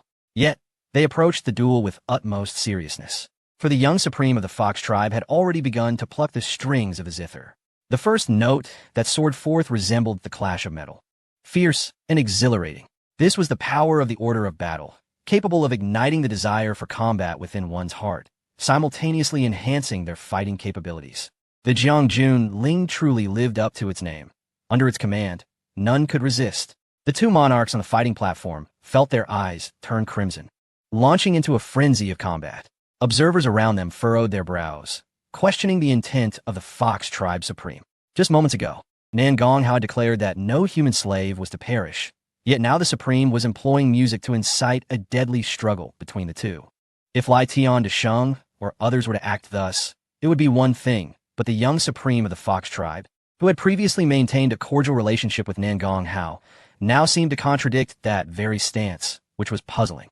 However, those like Zhuang Yuan Jun reacted swiftly, particularly Sun Bangyan, who furrowed his brows and remarked, "Is the young Supreme of the Fox tribe attempting to outmaneuver the teacher?" It was evident that the young Supreme bore some discontent towards Nan Gonghao's arrogance. Chu Xiao Yuan nodded in agreement, adding, "Moreover, Nan Gonghao is not particularly adept with music."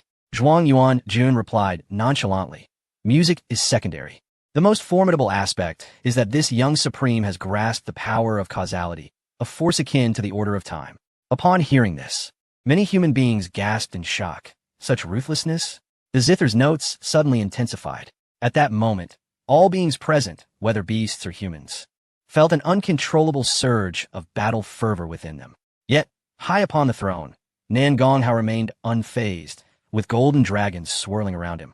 The great dragon of heaven, even a fragment of its power, though incomplete, suffocated the disturbances caused by the zither's melody. Even as the two human monarchs were on the verge of determining a victor and were poised to continue their struggle, Nan Gonghao exerted his influence to separate them from the fighting platform, ushering them off. Subsequently, Pairs of slaves ascended the stage for their deadly duel, all lost in the melody of the Fox Tribe Supreme, engaging in fierce combat. Throughout all, Nan Gong Hao maintained his serene composure. Finally, the notes transformed once more. This time, there were no ancient battlefields, only unique forces entwining the very fabric of the heavens and earth. The force seemed to transcend the ages, as if reversing time itself, allowing all living beings to return to a distant past. The power of causality. This is the order of causality, the supreme order, both terrifying and enigmatic. All things possess causality. Where there is a cause, there must be an effect. For instance, the fact that the human slaves on the martial stage do not perish is the effect. The cause, in this case, is the arrival of Nan Gong Hao. If Nan Gong Hao had not come to the Hong Meng Mahai, the cause would not exist, and thus the effect of the human slave surviving would not follow. Similarly, Nan Gong Hao's current formidable strength, suppressing the younger generation of the Hong Meng Mahai, is the result. What is the cause? His birth. The melodious resonance of the young Fox Clan Supreme, Qin Yin, transported all beings back to the moment of Nan Gong Hao's birth. He aimed to eradicate the infant Nan Gong Hao from afar, to sever the cause of his birth, thus preventing the emergence of the powerful Nan Gong Hao we see today. This is akin to Nan Gong Hao reversing time, summoning the remnants of ancient true dragons and his future self. This is why the order of causality and the order of time are both recognized as supreme orders. The multitude of beings from the Donghuang region, witnessing the intentions of the young supreme of the Fox clan, were left utterly astonished by this mysterious technique. Only Nan Gong Hao remained unmoved, not even employing the order of time in resistance. The power of causality opened a temporal passageway, and the timeline within rapidly reversed, taking them back 14 years. At this moment, Nan Gong Hao had just been born, cradled in the arms of a stunningly beautiful woman. The woman, her expression weak yet filled with love, gazed tenderly at the infant in her embrace. Yet, in the next instant, fury flashed across her face. Who dares covet my Hao? The order of causality? It seems my son is destined to be an extraordinary talent, prompting you to expend such great effort to return and eliminate him.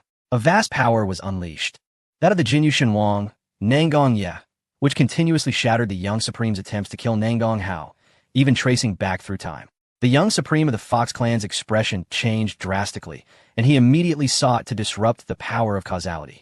Unfortunately, he was horrified to find himself unable to manipulate the order of causality. The power of Nan Gong Ye surged through time, arriving beside the Fox clan Supreme, intent on annihilating him. The God King recognized the situation, stating that it was merely a child's quarrel devoid of malice. Far away in the Fox clan's ancestral land, a formidable being sensed the disturbance and swiftly intervened to protect their own prodigy. Alas, Nan Gong Ye's strength was terrifying beyond measure, and his punch surged through time, striking fiercely. Two powerful Fox clan saints attempted to block it, but were both grievously injured, spitting blood. Saint King Nan Gong Ye was on the verge of entering the quasi-emperor realm. Quickly, summoned the ancestors, awakened the ancient ancestors in slumber. Otherwise, none can stand against him. The Fox clan trembled, calling out an alarm. Soon after, a decayed aura emanated from within the Fox clan, accompanied by an ancient voice. Who dares to reverse time and arrive here? Nan Gong Ye coldly maintained the temporal passage, stating, "This order of causality is commendable. Let it be used by my son." With that, he stretched forth his hand, reaching for the guqin of the young supreme of the Fox clan. Presumptuous. The Undying of the Fox clan extended a massive hand in response. To all observers, it seemed that no matter how powerful Nan Gong Ye was, the act of crossing time to battle would greatly diminish his strength, rendering him no match for the Undying. Yet in the next moment, a cataclysmic clash echoed, and the Fox clan's Undying stifled a groan, exclaiming, "Heir to the imperial throne. You two possess the identity of an heir to the imperial throne. You two are indeed monstrous." Upon hearing this, all onlookers gasped in astonishment. A father and son, both heirs to the imperial throne? Truly monstrous. No wonder Nan Gong Ye could suppress his peers in the Donghuang region for so many years. Had he not gone missing, the Nan Gong family would likely have already unified the Donghuang region, summoned the imperial artifact. The Undying of the Fox clan bellowed in frustration. The order of causality wielded by the young supreme of the Fox clan was incredibly powerful and must not fall into Nan Gong Hao's hands. Otherwise, it would spell disaster for the Hong Meng Mahai. Yet, regrettably, the Fox clan's imperial artifact remained silent. It seemed to have sought a new master. unwilling to act against Nangong Hao. The Fox clan members fell into despair, wishing they could consume the imperial artifact. At that moment, Nangong Ye forcefully severed all the strings of order from the Guqin and infused them into Nangong Hao. Nangong Hao received the power of order, not rushing to absorb it, but instead looking at Nangong Ye. Father, would you stay at home and not leave? The multitude of beings gasped in surprise at his words. Nangong Ye and his wife had left home to assist Nangong Hao in finding a remedy for the divine body of heavenly punishment. Now, Nangong Hao's message to them urged them not to leave home. Did this mean these two unparalleled powerhouses would reappear in the Donghuang region? With such a defiant father-son duo, the Nangong family would surely dominate the region. In an instant, the hearts of the Donghuang region's populace were filled with trepidation. Even the atmosphere of the Honglung Mahai grew heavy with unease. Their apprehension regarding Nangong Ye intensified, for he had already proven capable of overwhelming the ancient undying of the Magic Sea. Chapter 120. Parents from Another Realm, incomparably powerful under the watchful eyes of the crowd. Nangong Ye gently shook his head. The matter of my departure from home has already transpired, thus it cannot be easily altered. Doing so would invoke the wrath of heaven, bringing down divine retribution. Nangong Hao's expression turned serious. I am not afraid. Nangong Ye laughed heartily. Howard, do you think your father fears this? All the onlookers froze in shock at his words. By heavens, this father and son truly share the same temperament. What your father worries about is the innocent beings of the entire Guangyuan Tianyu. Time and causality are supreme orders. Any alteration, no matter how slight, can lead to cataclysmic changes in the world. While you and I may withstand the consequences, what are those innocent beings who suffer or perish as a result? How utterly innocent are they? Remember, no matter what realm of strength you achieve, you must never sacrifice innocence to fulfill your goals. Such actions are no different from that of a demon. Nangong Ye spoke solemnly. Nangong Hao had been nodding in agreement, but upon hearing the last statement, his expression became peculiar. No different from a demon? Upon seeing her son's demeanor, Hua Shui couldn't help but chuckle. It seems Howard knows a thing or two. My dear husband, it appears Howard's future achievements may surpass yours. Qin Yin'er promptly stepped forward to flatter. Auntie, Hao Gu is truly remarkable. He is now the master of the Bai Ma Shuyuan and has shattered the ancient celestial court's eternal restrictions. Hua Shui's eyes brightened. What a lovely young lady. Have you married my son? Not yet. She is merely a backup option. Nangong Hao replied nonchalantly. Qin Shuiyao approached respectfully. Uncle Ye. Auntie, I am Shuiyao. Hua Shui's smile widened. Ah, Shuiyao, have you unlocked the restrictions of the Tianyin Shuanti? It seems you and Howard have already established a marital bond. Here is a gift from your future mother-in-law. Take it. A golden sacred artifact flew from the temporal passage, transforming into a phoenix wreathed in golden flames, piercing the air with a sharp cry before spiraling around Qin Shuao and morphing back into a bracelet, adorning her fair wrist. Waves of pure yang energy surged into Qin Shuyao's body, aiding her in harmonizing her yin and yang, greatly enhancing her strength. Qin Yin'er, feeling neglected, looked on with tears in her eyes, feeling wronged. Auntie, does the concubine hold no status? The sight of the stunning Qin Yin'er, so sorrowful, tugged at the hearts of those present. They longed to tell her to abandon the role of Nangong Hao's concubine and instead become their wife, offering everything they had. Yet alas, they understood that even if they were to perish, Qin Yin'er would not spare them a glance, for her gaze was solely fixed on that Hao Ge. Hua Shui revealed a faint smile. Though frail, she remained astonishingly beautiful. All right, little girl, you have it too. This and I Chong, Yu E melody, is a legacy of the celestial beings from days of yore. Unfortunately, I, your grandmother, am rather dull-witted and have never been able to master it. So I bestow it upon you. The phrase legacy of the celestial beings sent shockwaves through the multitude of beings present, igniting fervent speculation about Hua Shui's origins. Previously, they had only known her to possess extraordinary talent and formidable strength on par with Nangong Yi. Little did they expect her to so effortlessly bestow a celestial legacy. What manner of family is this? Upon hearing she too would receive a valuable gift, Qin Yin'er beamed with delight. Grandmother, you are so kind. Yin'er will work hard to serve brother, Hao, and strive to bear you several robust grandchildren. Having secured her own benefits, Qin Shuiyao felt compelled to voice her thoughts. However, suggesting the matter of producing more children was utterly inconceivable for her proud character. After a moment's hesitation, she earnestly declared, Aunt Hua, rest assured, Xue Yao would rather perish than not assist brother Hao in ascending to the throne in this lifetime. Ha ha ha. If my son must see his own woman perish to ascend the throne, I, as his father, would be the first to object. Yet, my son, you are indeed fortunate. These two beauties are eager to pursue you, Nangong Yi remarked with great emotion. Hua Xue smiled knowingly. Are you envious? Would you like me to take a concubine for you? At this, Nangong Yi shuddered and quickly shook his head. No, why would I be envious? That rascal is shamelessly entangling himself with two sisters, truly a heartless scoundrel. That is merely a reflection of your own inadequacies. My son is simply ambitious. Hua Xue retorted with a smirk. Nangong Yi was taken aback by such double standards. The family engaged in hearty conversation, while the onlookers were utterly bewildered. How could they chat so casually amidst a battle? Fortunately, Nangong Hao did not linger in conversation for long. He spoke earnestly. Father, mother, I know you must have sensed something. I hope you will return. Even though this is a matter of the past, I believe Nangong Yi can still perceive our current plight. Nangong Yi nodded slightly. Very well. Hua Xue regarded Nangong Hao with affectionate eyes, glistening with tears. I am sorry. Howard, it must be exhausting to be our child. It is indeed tiring, but that is only natural. Comfort is reserved for the dead. Living beings who isn't weary. Nangong Hao replied with a smile. Hua Xue playfully rolled her eyes at him. You rascal, just like your father, never serious. Take good care of these two girls, and by the time I return, I expect to see several healthy grandchildren. Nangong Yi coldly declared to all beings in the Eastern Desolation Domain, the Hongmeng Demon Sea, and any entity within the Guangyuan Celestial Domain, heed my words, should anyone dare to harm my son, even if you hide in the outer battlefield, I will hunt you down to the ends of the earth.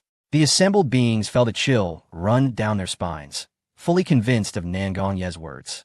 They believed in his strength without a doubt. The temporal passage swiftly closed, and Nangong Yi and Hua Xue vanished. Nangong Hao gazed longingly at the direction where the passage had disappeared, unwilling to avert his gaze. Although he was a sojourner in this world, they were undeniably his biological parents. Their bond, though previously not deep, had now been profoundly felt through the recollection of past events. He truly felt the love of his parents, an authentic affection. Nangong Hao's breath became unsteady. He was eager to reunite with them. With the might of Nangong Yi and his wife, regardless of their current location, they should be able to sense the happenings here. Yet, they had not returned immediately, indicating that they were likely entangled in some form of trouble. Indeed, far away in a desolate celestial domain, Nangong Yi, bloodied, was swiftly fleeing with Hua Xue. Behind them loomed an endless horde of pursuers, with tens of thousands of monarchs, myriad saints, and countless powerful beings of his saintly realm. Despite the dire circumstances, both bore smiles of happiness. Their extraordinary power had already sensed the changes in the past. That rascal Howard must have deliberately allowed the Fox Clan Supreme to manipulate the causal order to contact us, aiming to convey a message, Hua Xue remarked, her injuries weighing heavily upon her, though she managed a weak smile. Nangong Yi laughed heartily. Howard must have already engaged with the matters predicted by the Thousand Mechanisms Pavilion. He has likely transcended the confines of the heavenly punishment divine body. Truly, he is my son. Darling wife, consume that precious medicine and let us eliminate these fools, so we may return to embrace our son. Hua Xue hesitated, but this is meant for our son. Just think of those two girls. They all possess figures so conducive to childbearing. If Howard spends even a few days with them, they will surely bear his children. By consuming the precious medicine now, we can fend off these foes and still return in time to cradle our grandchildren. Nangong Yi urged with a smile. Upon hearing the mention of grandchildren, Hua Xue's eyes sparkled with excitement as she promptly swallowed the precious medicine she had clutched tightly. The medicine, with 3 leaves and a ruby fruit, contained astonishing vitality and resonated with the force of the great Tao. Once ingested, her near-fatal injuries healed rapidly.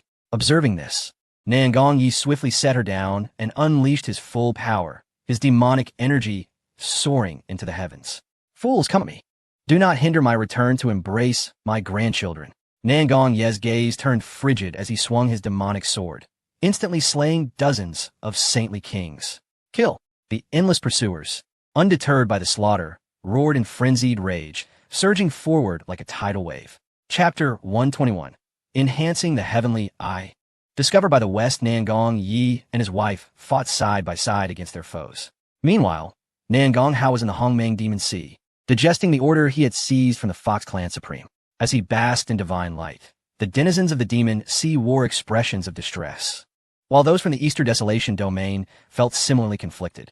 They realized that Nan Gong Hao had deliberately refrained from fighting back. He must have known that, with only his temporal order, it would be challenging to reverse time and return to the past. After all, Nan Gong Hao was merely at the Jade Emperor realm, while the Fox Clan Supreme had attained the Saintly realm. With the causal order, they could still, albeit with difficulty, open a temporal passage and influence the past. Thus, Nan Gong Hao had intentionally leveraged the Fox Clan's power to notify his unreachable parents, hoping they would return. At this moment, far away, Nan Gong Yi and his wife must have sensed Nan Gong Hao's alteration of the past. They were likely already on their way back. This young man was not only arrogant, but also possessed ample cunning. The young supreme of the Fox Clan bore a look of defeat. Had he truly engaged in combat? The outcome between him and Nan Gong Hao remained uncertain. Yet, due to the imperial artifact of his clan, he refrained from direct confrontation, choosing instead to contend with the power of order. Little did he know, he had inadvertently assisted Nan Gong Hao in contacting his parents in the past. Should Nan Gong Yi truly return, the Fox Clan would find themselves facing an immensely powerful adversary in the Hongmeng Demon Sea. Life for the Fox Clan in the Hongmeng Demon Sea would likely become quite challenging. Contemplating this, a fierce glint flashed across the young Supreme's face. Should he strike now? Many other beings of the Demon Sea were also considering whether to eliminate Nan Gong Hao while he was still in the midst of his cultivation. After all, he had already mastered the formidable power of temporal order. With the addition of the causal order, he was likely to become invincible among his contemporaries. Zhuang Yuanjun and Sun Bangyin sensed the abnormality among the extraordinary beasts and heightened their vigilance, determined to protect their own. Moreover, Nan Gong Hao was still the esteemed teacher at Beima Academy. As the two paragons faced off, the atmosphere in the arena grew increasingly tense. The spirits of all present surged and coalesced, as if the situation were on the brink of eruption. Suddenly, a thunderous explosion reverberated through the air, startling countless beings who turned their heads, mistakenly believing a brawl had broken out. To their astonishment, it was the mighty Lietian Dashing ascending to the combat platform. Only then did the crowd recall the pressing matter at hand.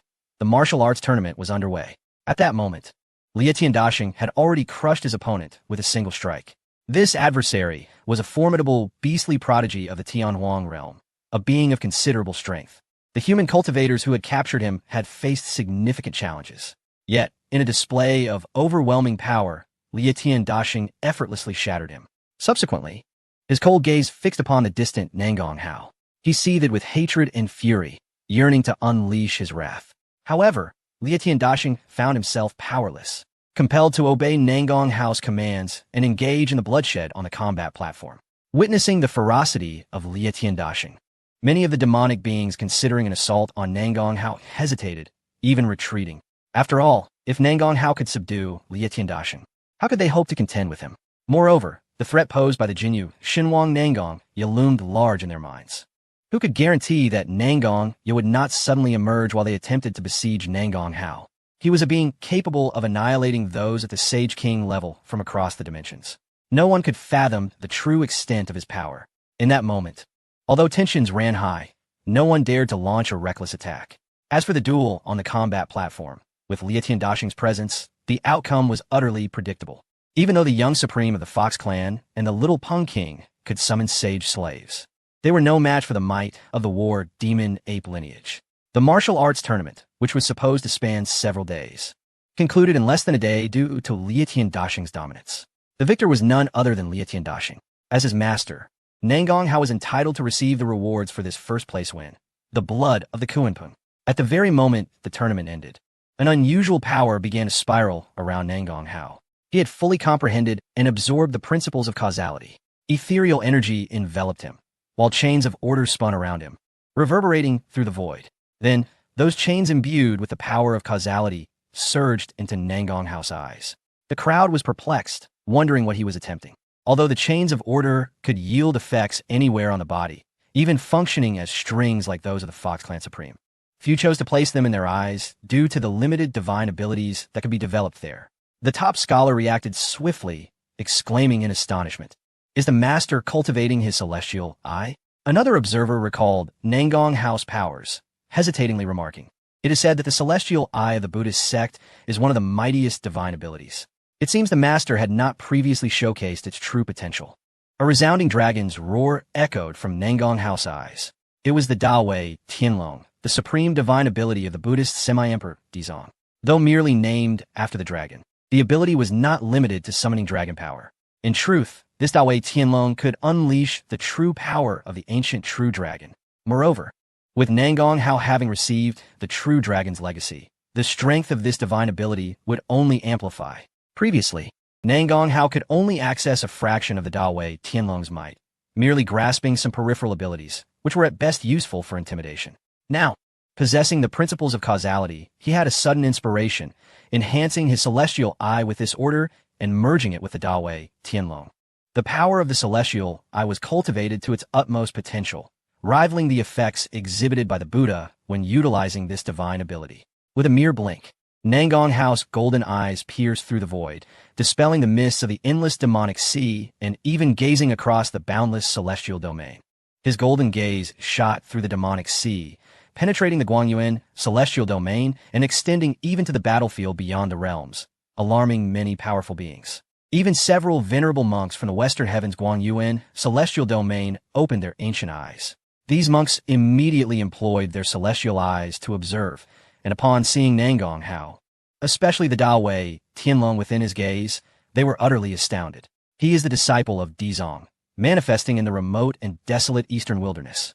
This youth possesses an extraordinary talent, a true benefactor of the Buddhist sect. Summon him, guide him to take refuge in the Buddhist teachings. That is his ultimate destiny. The venerable monks of the Western Heaven repeatedly commanded that Nangong Hao be brought forth. They even utilized their celestial eyes to tear through the void, opening a spatial passage to dispatch their martial monks in an effort to capture Nangong Hao. Nang Hao, aware of the attention he had drawn from the people of the Western Heaven, let out a cold laugh. The two Dawei Tianlong that had been swirling in his gaze now erupted forth. They rampaged through the air, their roars shaking the souls of many beings, their tails generating thunderous echoes that instilled fear in those who dared to look directly at them.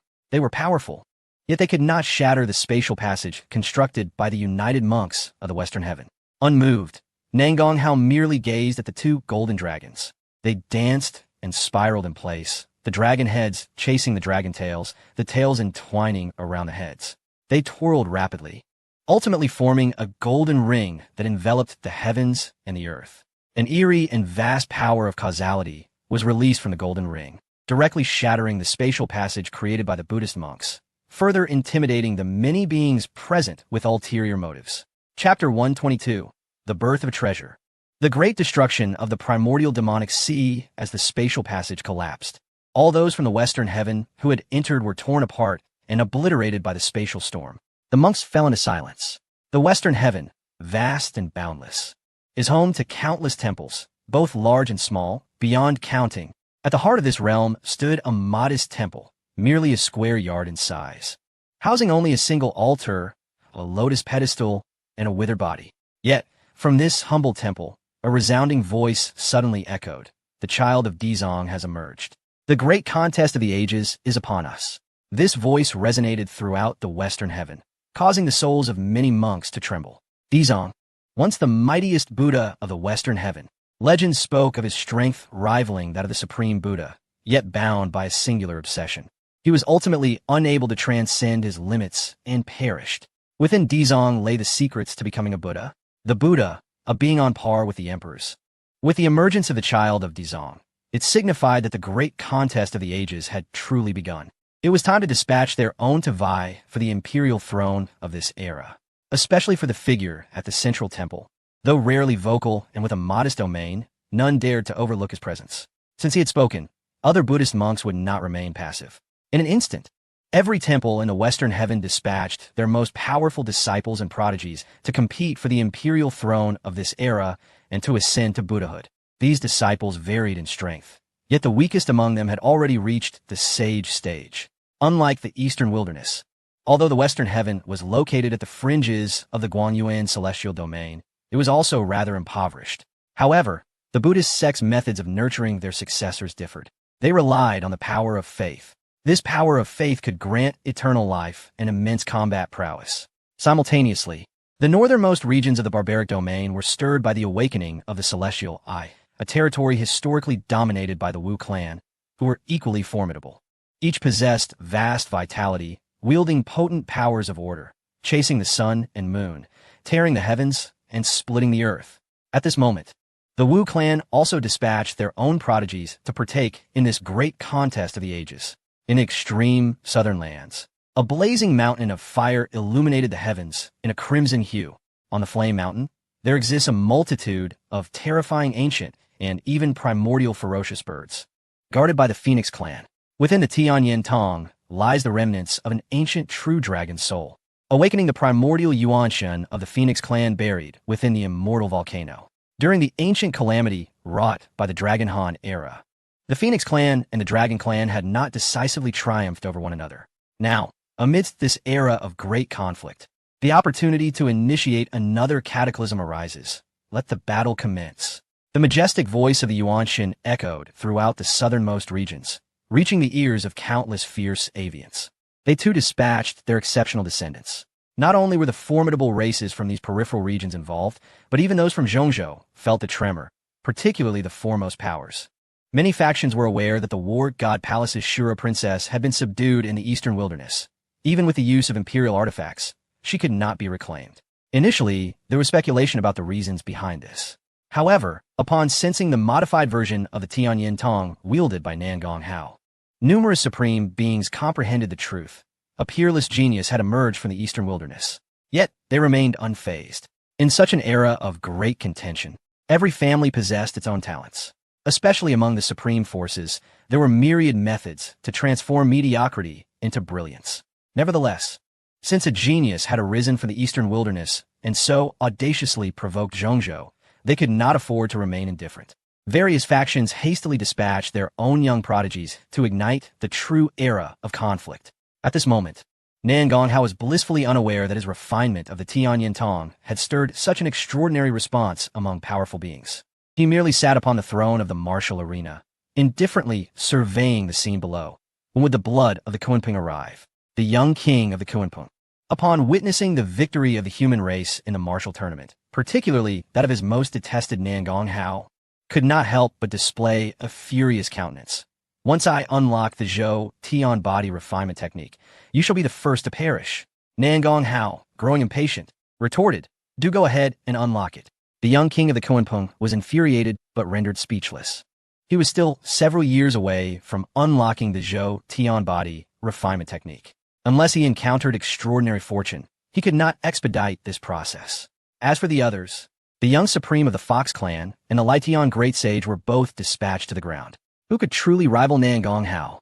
The Lietian Great Sage, observing Nangong Hao's disdainful demeanor, clenched his teeth. Do not rejoice too soon. The true first prodigy of the Durant Demon Ape clan is absent for reasons unknown. Otherwise, he would have surely subdued you.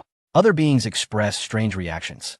Although the martial tournament claimed to gather the elite of all races, several powerful prodigies had not attended. Where had those beings gone? Were they too proud to acknowledge Nangong Hao and thus refraining from appearing? Yet at this moment, the Lietian Great Sage was in a miserable plight. They ought to have shown up by now. What? Did the Hongmeng Demon Sea not hold to rules of gambling and accountability?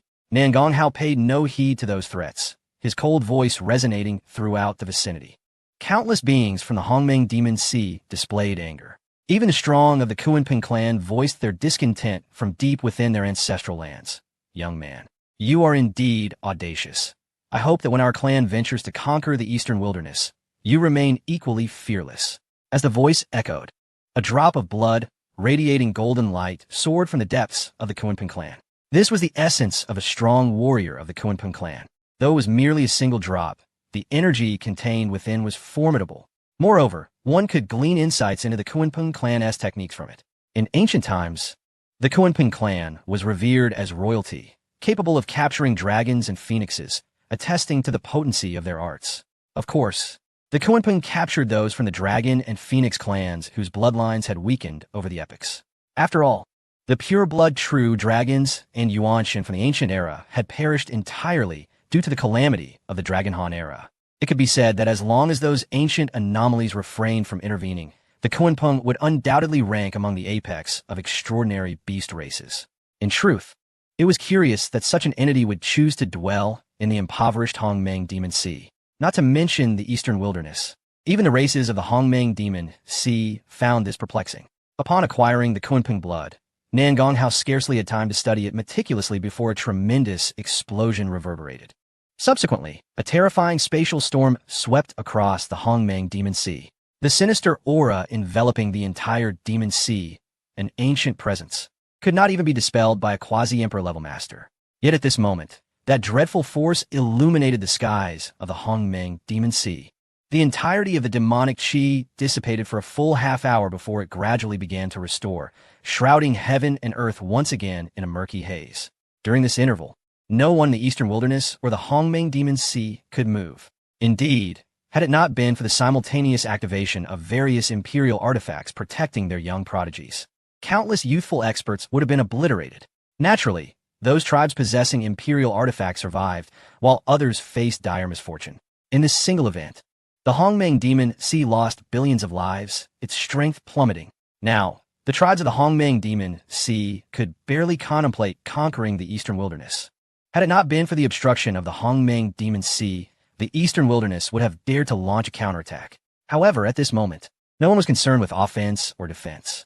They were all in a state of bewilderment, unable to comprehend what had transpired.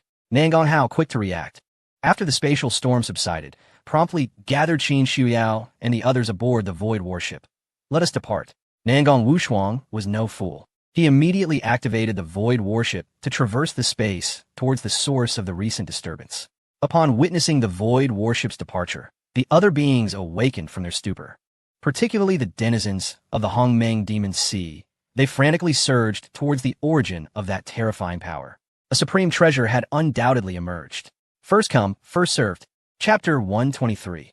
Ascending the Heavenly Hall, provocations from all races. The emergence of a supreme treasure in the Hongmeng Demon Sea stirred numerous individuals, even attracting attention from several other domains. Strong beings and prodigies hastily arrived to observe. Many beings also tuned in online to witness the live broadcast through the Qianji Pavilion's artifacts. Undoubtedly, the most anxious were the beings from the eastern wilderness and the Hongmeng Demon Sea. The mere emergence of this treasure had shaken the Demon Sea, cleansing the ancient demonic qi from this region. What did this signify? It indicated that whoever obtained this artifact would unify the eastern wilderness and the Hongmeng Demon Sea. The one who claims the treasure will rule the world. Nan Gonghao, being the swiftest to respond, with the Void warship's adeptness for navigation, arrived first. Yet to his astonishment, upon his arrival, several figures were already present. A black demonic ape, emanating a chilling aura, appeared like a black mountain dominating the sky. Evidently, it was the saint-level prodigy of the Duran Demon Ape clan. A saber-toothed white tiger, surrounded by sharp sword qi, hissed and severed everything that approached it. Not resembling any beings from the Hongmeng Demon Sea, nor the eastern wilderness, a stone golem sat cross-legged in the void, adorned with mottled order runes.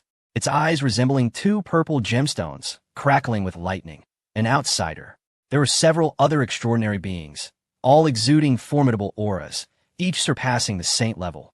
Nan Gonghao's gaze swept across the scene, only to suddenly catch sight of a figure in a distant corner. Was that the former flower-seeking youth? No, it should be referred to as the former flower-seeking youth, Chen Shiqing. This fellow was huddled in a corner, filled with grief and indignation. He had reached the quasi-saint level, yet could not withstand the pressure from these alien prodigies, resorting only to cowering in the shadows. Especially upon seeing Nan Gonghao arrive aboard the Void warship. Even as he merely cast a glance in his direction before dismissively shifting his gaze away, Chen Shiqing felt as though he had swallowed a dead fly, overwhelmed with discomfort. However, Chen Shiqing's heart simmered with resentment. Damn it, it's just because you're strong that you all love to flaunt your superiority. Just wait. Once I step into this divine hall and inherit everything from my past life, you shall all perish. All shall perish. Nan Gonghao could sense Chen Shiqing's animosity, along with the wariness of the other prodigies. But what of it? He directed his attention towards the epicenter of the spatial storm that had caused the upheaval. In that place, a swirling mass of chaotic mist enveloped various terrifying scenes. Thunderbolts capable of annihilating worlds. A torrential downpour potent enough to submerge an entire realm. even from a great distance. The chilling winds of a hurricane could pierce to the bone. Such extreme weather phenomena cast a shadow over the arrivals, instilling fear in the hearts of the talented individuals who came afterward. The top scholar, Zhuang Yuanjun, was the first to arrive, hesitantly glancing at the warship. "Master, may I board?" "Come aboard," Nangong Hao replied, lifting the restrictions on the warship, allowing the beings of the human race to seek refuge. After all, who could predict whether this chaotic mist would once again unleash a terrifying spatial storm? These were the geniuses of the human race, the pillars of the future, and they must not be destroyed. The other extraordinary beings from various races also took precautions. "Master, it seems that Chen Shiqing is here," Sun Bangyan suddenly remarked. The numerous academy students turned to see Chen Shiqing hiding in the corner, their expressions peculiar. The new talent, Chu Xiaoyuan, remarked indifferently. "It appears this fellow no longer considers himself one of the academy's own. He seeks to seize the opportunities within this chaotic mist. Everyone is here for the opportunities. Whoever obtains them is entitled to them, as long as there is no infighting among companions," Nangong Hao stated solemnly. The spirits of the academy members were lifted. What they feared most was Nangong Hao attempting to monopolize the benefits. After all, he was the master of the academy, entitled to seize any advantage. Chu Xiaoyuan felt a slight relief as well, fearing the same, which was why he had deliberately spoken those words to gauge Nangong Hao's intentions. Sun Bangyan appeared unconcerned, knowing that with Nangong Hao's strength, few could surpass him here, if any at all. "Master, do you know what lies within this chaotic mist?" Shuangguan Yun inquired respectfully. He was aware of Nangong Hao's vast knowledge acquired at the Wanzhuan Shu of Baimaguan.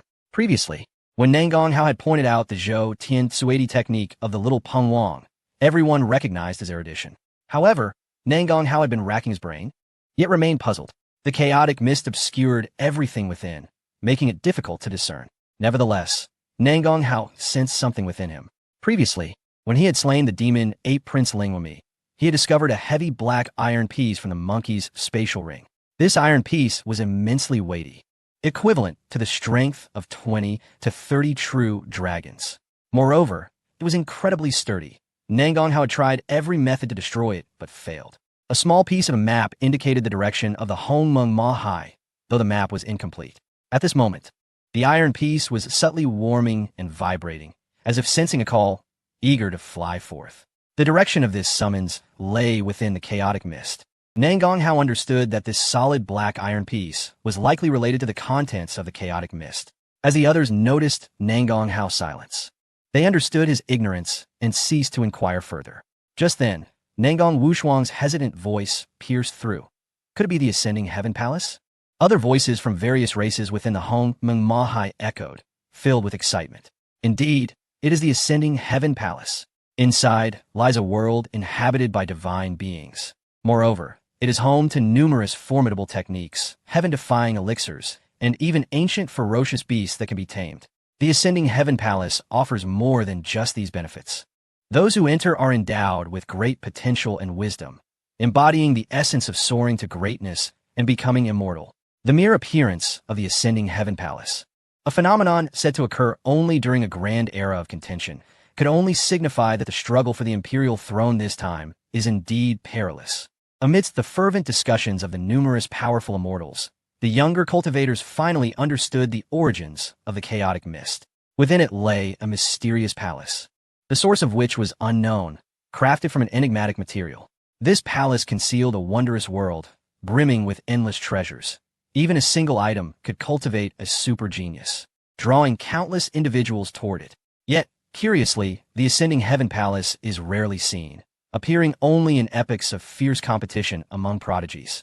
Had it not been for the fact that these immortals had at least experienced 2 or 3 struggles for the imperial throne, they would not have recognized it. Nangong Wushuang's voice grew urgent. "Howard, hurry! The Ascending Heaven Palace does not restrict realms or ages. Everyone can enter. If we delay, there will be no space left." Upon hearing this, the other academy members became anxious. Even many extraordinary beings from afar seemed to have received news, growing restless. The little Peng Wang, the most anxious of all, laughed heartily as he moved forward. "With the Ascending Heaven Palace, I can complete my Zhou Tian Suidi technique ahead of time. Once I ascend to this divine palace, it will be your demise, human master." "Human master, you dare seize my bloodline of the battle demon ape? If you have the courage, come to the palace and face me. This was the prodigy of the Battle Demon Ape clan. I hear the human master is just a young pup. I'm also interested in a duel, exclaimed a stone figure seated in the void, laughing heartily. Count me in. A human prodigy? That must be eradicated. If a mere young pup can be a master, then it seems the human race is ripe for extermination. A group of alien prodigies either scoffed or provoked Nangong Hao before rushing toward the ascending heaven palace. However, they were not motivated by Nangong Hao's strength, but rather by his status. Suppressing Nangong Hao would equate to subduing the most authoritative master of humanity, thus ensuring their own fame. Numerous prodigies from Zhongzhou and other border domains also cast challenging glances at Nangong Hao, increasing the pressure on the academy students. The master was targeted by so many prodigies? Terrifying.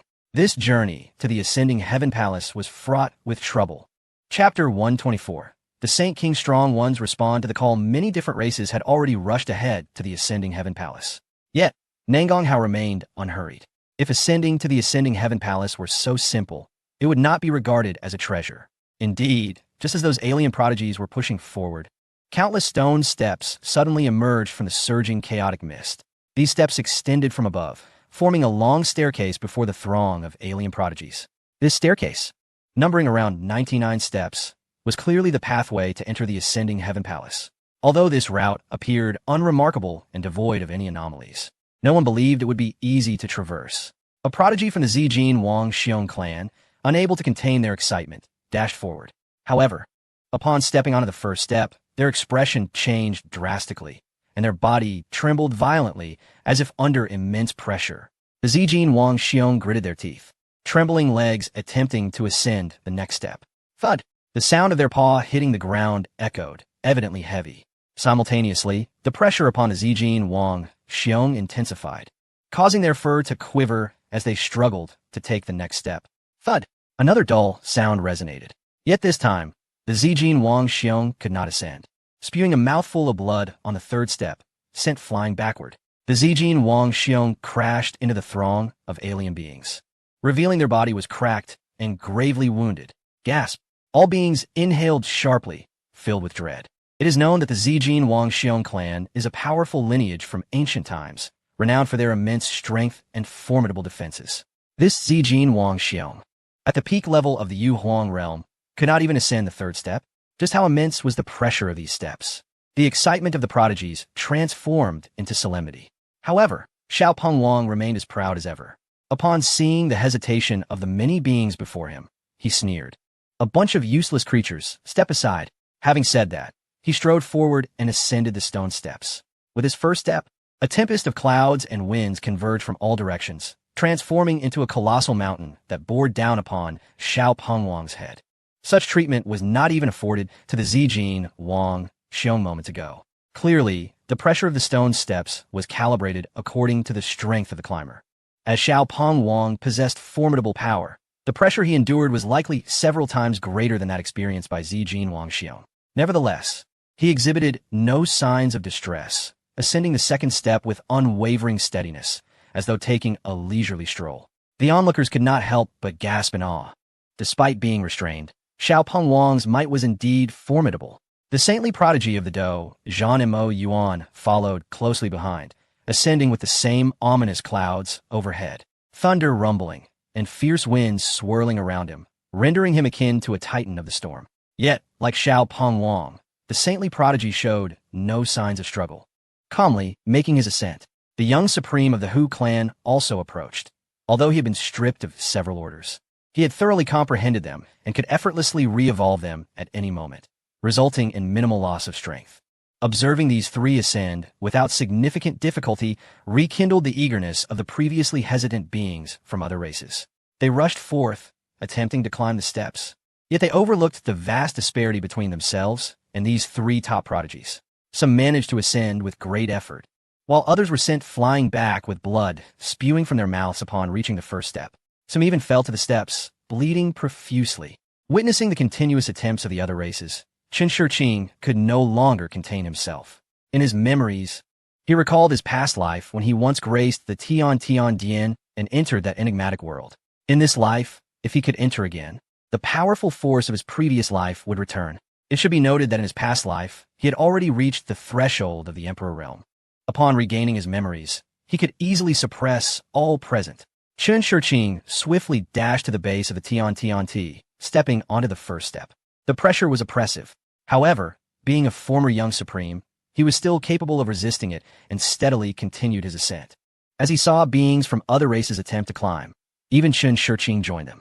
The students aboard the Void warship grew anxious. Master, should we attempt to try as well? Indeed, allowing these creatures to ascend this divine temple puts us at a disadvantage. Those beings provoked you earlier. You possess unmatched strength. Why not subdue them? A flurry of students inquired restlessly. Even those observing from afar were intrigued. Nan Gonghao, who is usually proud and eager to take the lead, seemed uncharacteristically still this time. Yet, he remained unfazed, stating, there are still others who have yet to make their move. No sooner had he spoken than a thunderous roar echoed from afar. The sound was unmistakably that of an ancient ferocious bird, instilling fear. In the next moment, a massive shadow enveloped the sky. All beings looked up to find that it was an enormous Kuan Peng.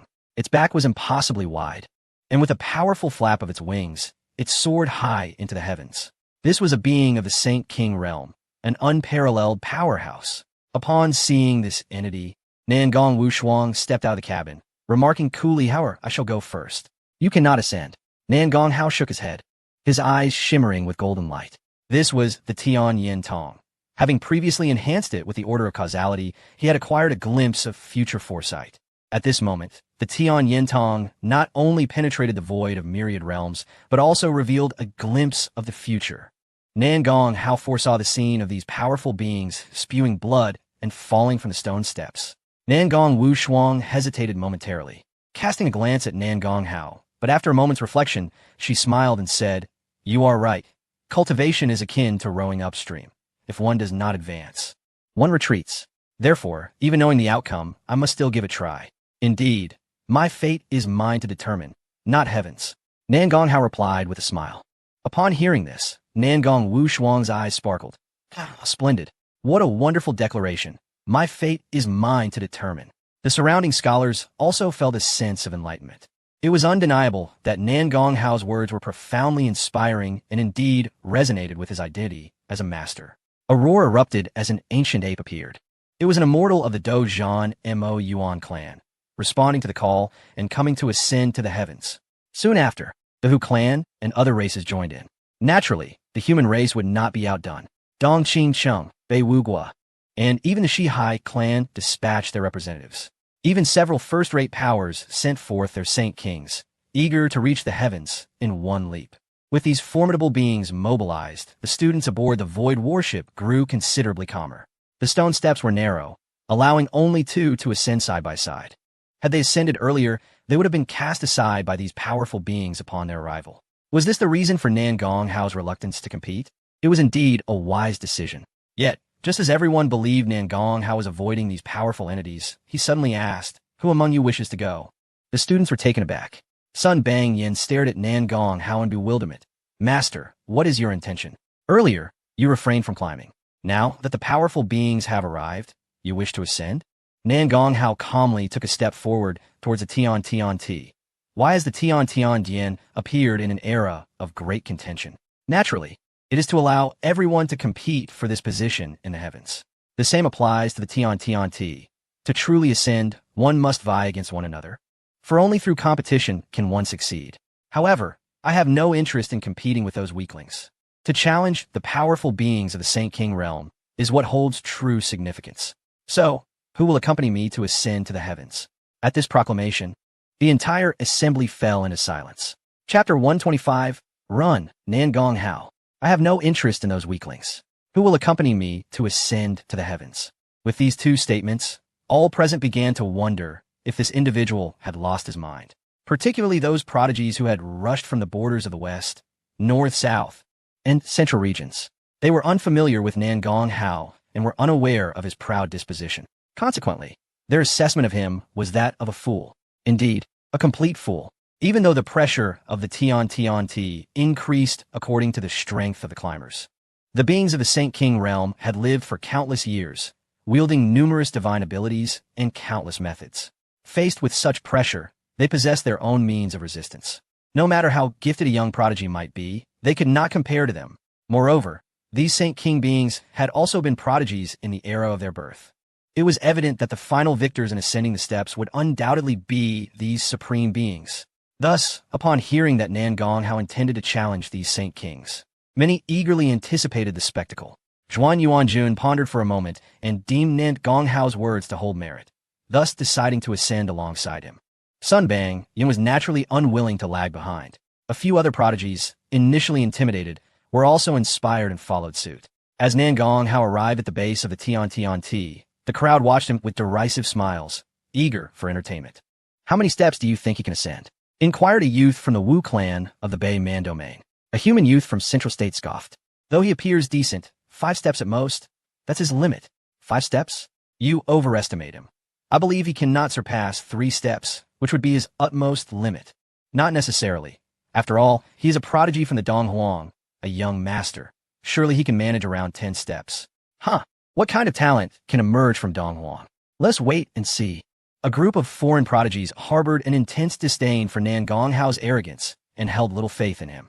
Yet, Nan Gonghao remained unfazed as he stepped onto the first step.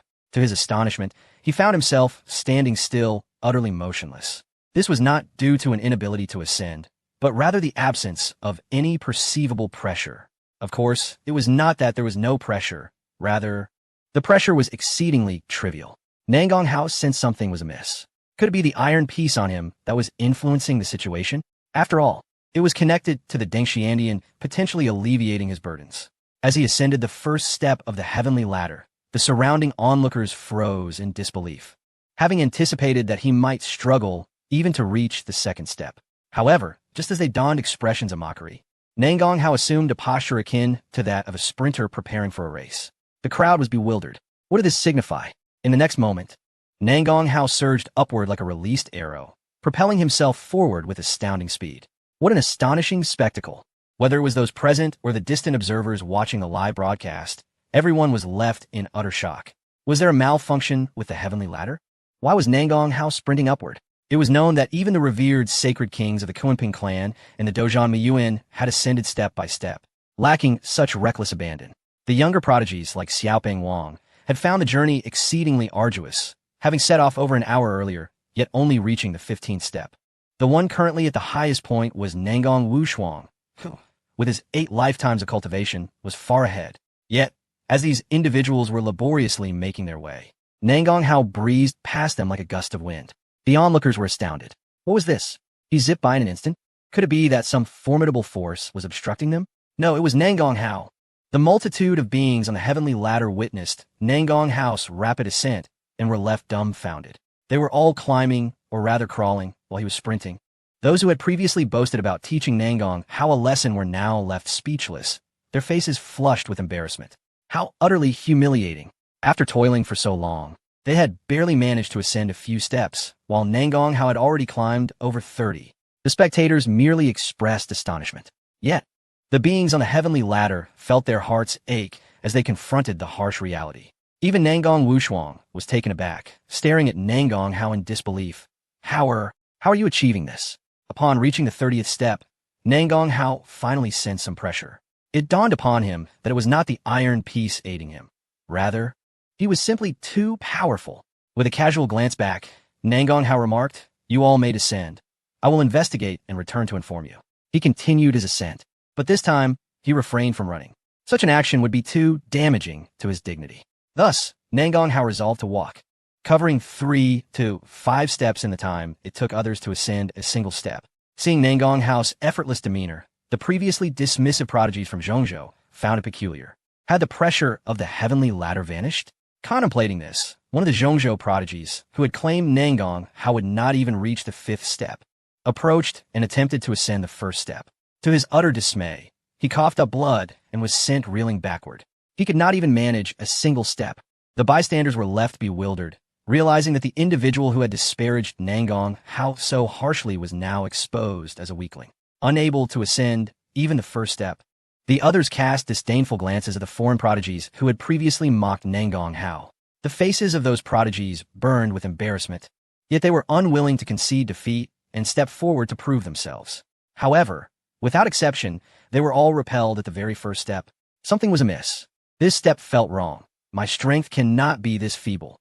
After being hurled backward, a youth from the Wu tribe of the Baiman realm pounded the ground in fury. With a resounding boom, the earth split, revealing a chasm of immense depth. The spectators gasped, realizing that the Wu youth was indeed formidable, far surpassing the likes of the Zijin Wang Xiao. But why could he not ascend? Could it be that the number of beings on the heavenly ladder had reached its limit? Some speculated as much. This theory seemed plausible, for it was difficult to fathom why such a powerful individual like the Wu youth could not proceed. However, this only deepened the resentment among others. While their inability to ascend was one matter, now being barred from progressing was another entirely. Many beings felt an overwhelming sense of frustration. Nangong Hao, undeterred by their plight, continued his steady climb. Upon reaching the 50th step, he finally encountered a substantial increase in pressure. Most alarmingly, a figure appeared on the steps, descending towards him. It was a creature possessing the head of a leopard and the body of a serpent. This was the ancient leopard-headed Jiao. Nangong Hao recognized it with clarity, realizing that it was not a true entity, but rather a soul imprint left by a powerful being who had once ascended the heavenly ladder. Though merely a soul imprint, it still bore much of its former strength. As the leopard-headed Jiao charged towards him, Nangong Hao was puzzled by its intent. But in the next moment, the creature roared and lunged. All who ascend the heavenly ladder must perish. Chapter 126. The Fall of the Chosen One. The Emergence of the Remnants of the Emperor. Beneath the Dengxiandian, the heavenly ladder is not a path accessible to all. Throughout history, in every era of great contention, countless prodigies have boasted of their exceptionalism, striving to reach the summit of the heavenly ladder. Yet, regrettably, many have met with failure. The leopard-headed Jiao is among those failures, consumed by resentment and fury, leaving behind its soul imprint to obstruct every subsequent challenger. As the leopard-headed Jiao lunged at Nangong Hao, it unleashed a wave of dark energy from its maw, its innate divine ability capable of obliterating even those of the Tianhuang realm. Nangong Hao's eyes glimmered with golden light, piercing through the darkness while simultaneously annihilating the soul imprint of the leopard-headed Jiao. Yet, in the next instant, that soul imprint transformed into a surge of energy. Entering Nangong Hao's body, he received fragments of the leopard-headed Jiao's memories, along with its techniques and divine abilities. Could defeating these failures truly yield the fusion of their memories and skills? Nangong Hao was slightly taken aback, but dismissed the thought. They were merely remnants of past failures. What use could they possibly serve? He continued his ascent, effortlessly obliterating the specters of bygone, powerful beings. His ease allowed those who followed to reap the benefits. The onlookers from the Donghuang realm, belonging to the Nangong family, scoffed. Just moments ago, these fellows had the audacity to mock our divine scion. If it were not for the prowess of our divine scion clearing the path ahead, they would surely be meeting a bloody end upon this heavenly ladder.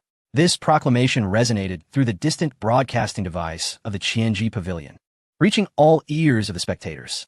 The multitude of spectators found themselves awkwardly positioned, for this statement bore truth. Had it not been for Nangong Hao's path-clearing efforts, this group, already struggling to ascend the heavenly ladder, would undoubtedly face calamity when confronted with the obstructive specters. As Nangong Hao continued his ascent, he arrived at the 60th step, where he encountered the remnants of a sacred being among the failures. With 99 steps in total, the presence of a sacred being's failure at the 60th step attested to the perilous nature of this place. An ancient sacred being of the giant whale roared as it lunged toward Nangong Hao. The onlookers from the Shihai clan cried out in despair. That is our clan's ancient prodigy, long missing, now meeting his demise upon this heavenly ladder. With a powerful punch, Nangong Hao dispatched the whale spirit. Subsequently, the remnants of the giant whale's spirit attempted to merge with Nangong Hao, but he effortlessly swatted it away. The Shihai clan may claim this. The onlookers from the Shihai were momentarily stunned before erupting with joy, quickly sending forth a young prodigy to accept the remnants of the giant whale's spirit. In doing so, that young prodigy received the complete legacy of the sacred being, which included a long-lost technique, and the energy and insights contained within the remnants dramatically augmented his strength. The pride of the Shihai clan was overwhelming as they humbly bowed to Nangong Hao, proclaiming their unwavering loyalty to follow him, grateful for the divine favor of Xing Yulou. The Shihai clan members, witnessing the surrender of their talented figure, bore expressions of complex emotions. Though they had benefited from the Nangong family, such devotion seemed excessive. However, their astonishment quickly turned to speechlessness as they observed Nangong Hao effortlessly dispatching every formidable challenger from the past with a single strike, transferring the remnants of their souls to others. The Nangong family and the Shihai clan successfully located many previously lost powerhouses, acquiring numerous legacies. Meanwhile, the Baiwuguo and Dongqingqing had seen many of their strong warriors fall on the steps of the ascent. Yet after Nangong Hao vanquished these fallen warriors, he did not return their legacies, instead bestowing them upon his family. The people of Dongqingqing and Baiwuguo were furious to see their heritage fall into enemy hands. Yet they dared not voice their ire as they gazed upon Nangong Hao, who had ascended to the 70th step. Surely, he would reach the 99th tier, they mused. As Nangong Hao continued his ascent, he began to feel immense pressure upon reaching the 80th layer, moving with great difficulty. The strain was so intense that a small world materialized behind him, filled with anomalies that helped stabilize his body. Below, Chun Shiqing was the first to falter, reaching the 38th step before he coughed up blood and fell from the staircase to the heavens. No, I refuse to accept this. This should be my divine hall, my starting point. Chun Shiqing screamed in madness. He had believed he could effortlessly reach the celestial hall and reclaim his past memories. But now, that opportunity had slipped away. How could this be? At that moment, a figure suddenly appeared at the 99th step of the ascent. Bathed in sacred light, the being emanated a vast aura, accompanied by a floating treasure mirror.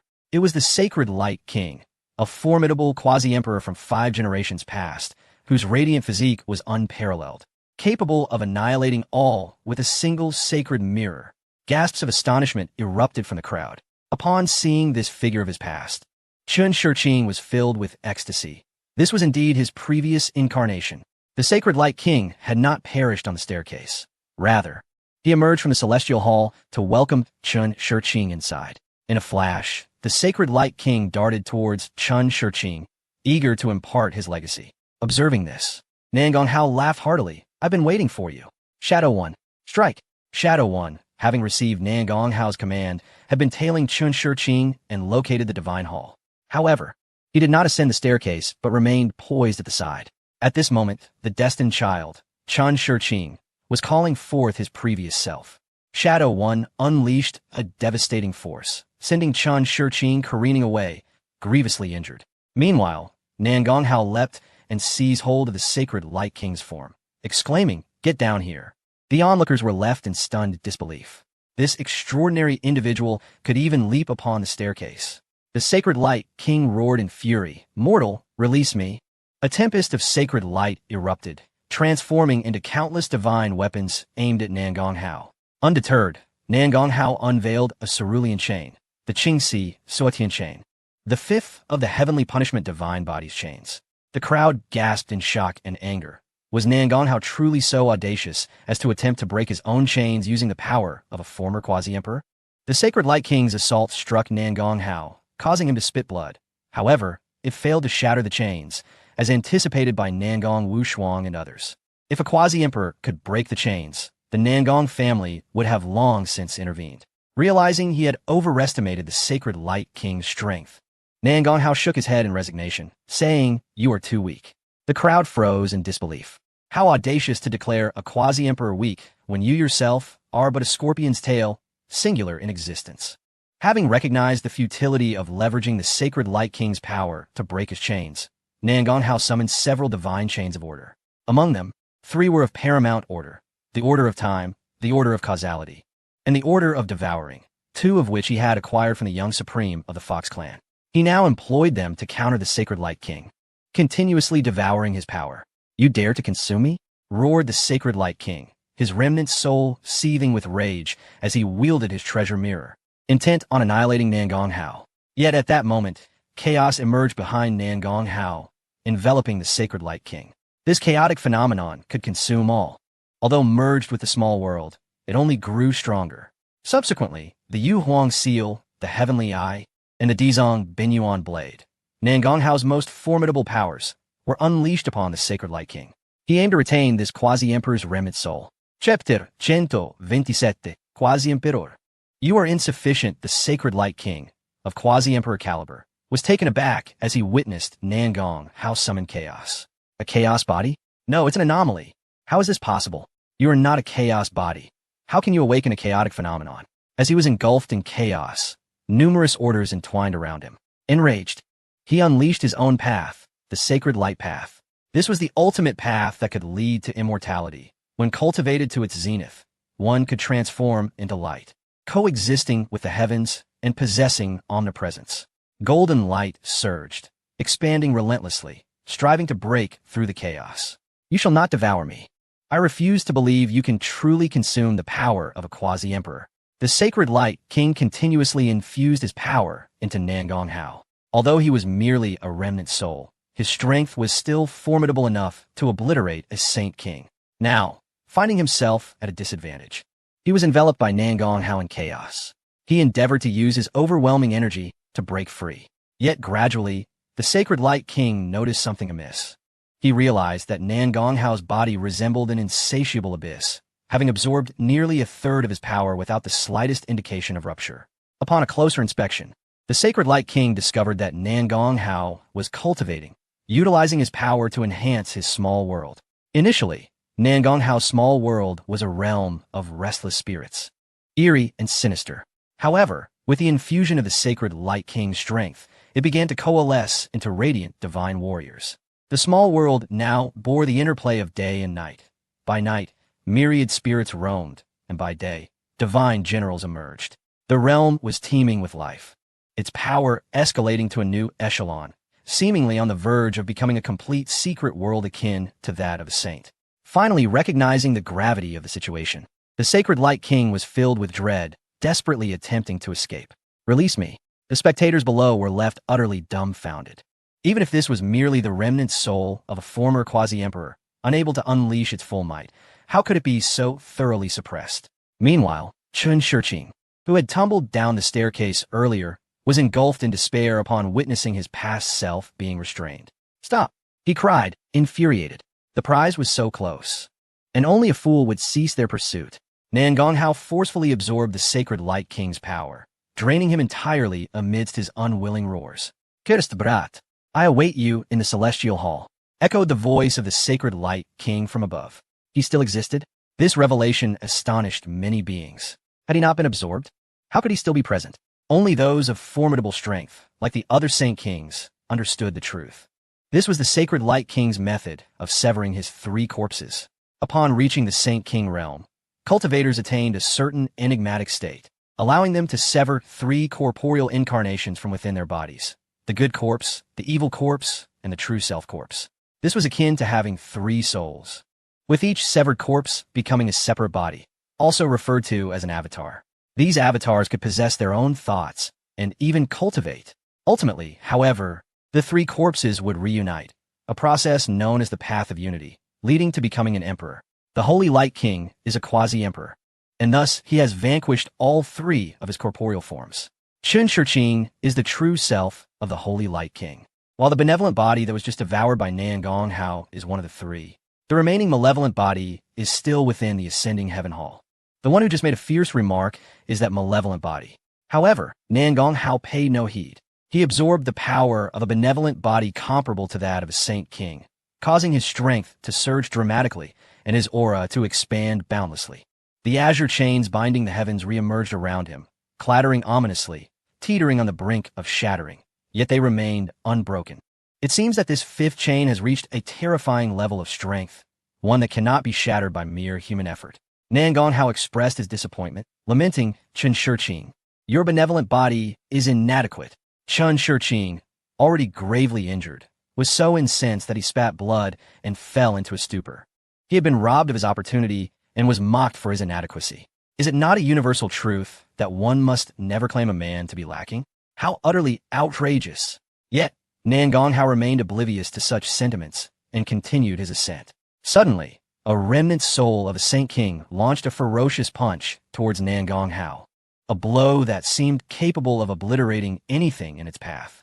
Yet, astonishingly, it passed through Nangong Hao's body and continued downward. The onlookers were dumbfounded. How did Nangong Hao evade this devastating strike? It was the power of the Holy Light King's great Tao, allowing him to transform into light and render himself immune to all attacks. But he had only just devoured the benevolent body of the Holy Light King moments ago, and now he was wielding the Holy Light Tao.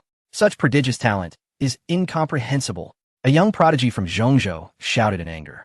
This sentiment echoed in the minds of all beings present, save for those from the eastern wilderness.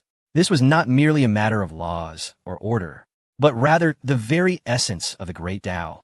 Although it was a fractured version of the Holy Light Tao, it was not something that could be comprehended in an instant. Even many of the so-called prodigies and seasoned powerhouses present realized that they could not grasp such profundity so swiftly. However, the beings from the eastern wilderness remained composed. What of it? They could accept that Nan Gonghao might ascend to the rank of emperor.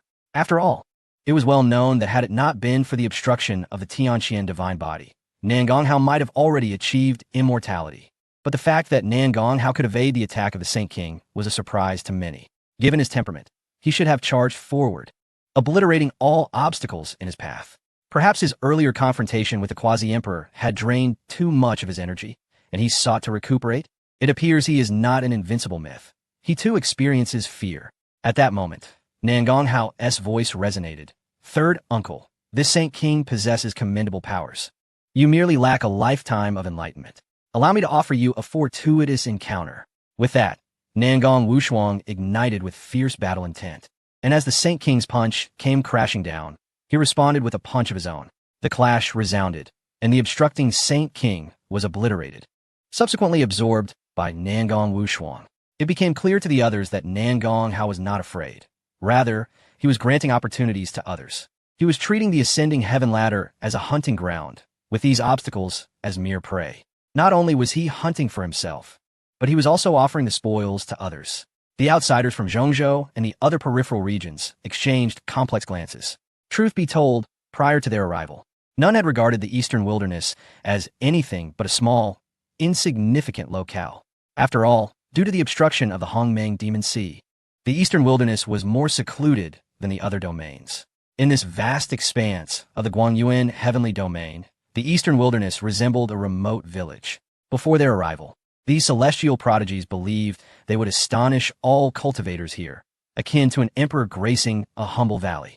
Yet they were thoroughly schooled by Nan Gonghao, who demonstrated the reality that there are realms beyond their own and individuals more formidable than themselves.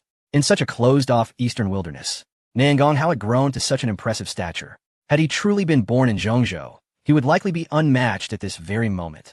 As Nan Gonghao ascended step by step, the obstacles that emerged after the demise of the Holy Light King consisted solely of remnants of Saint Kings. After all, quasi-emperors were exceedingly rare, and few were foolish enough to confront the Holy Light King, only to be met with their own demise. Furthermore, after Nan Gonghao absorbed the quasi-emperor, those who dared to challenge him dwindled significantly. If even a quasi-emperor could not stop him, what hope did the others have? Nan Gonghao was at ease, but those behind him faced dire straits.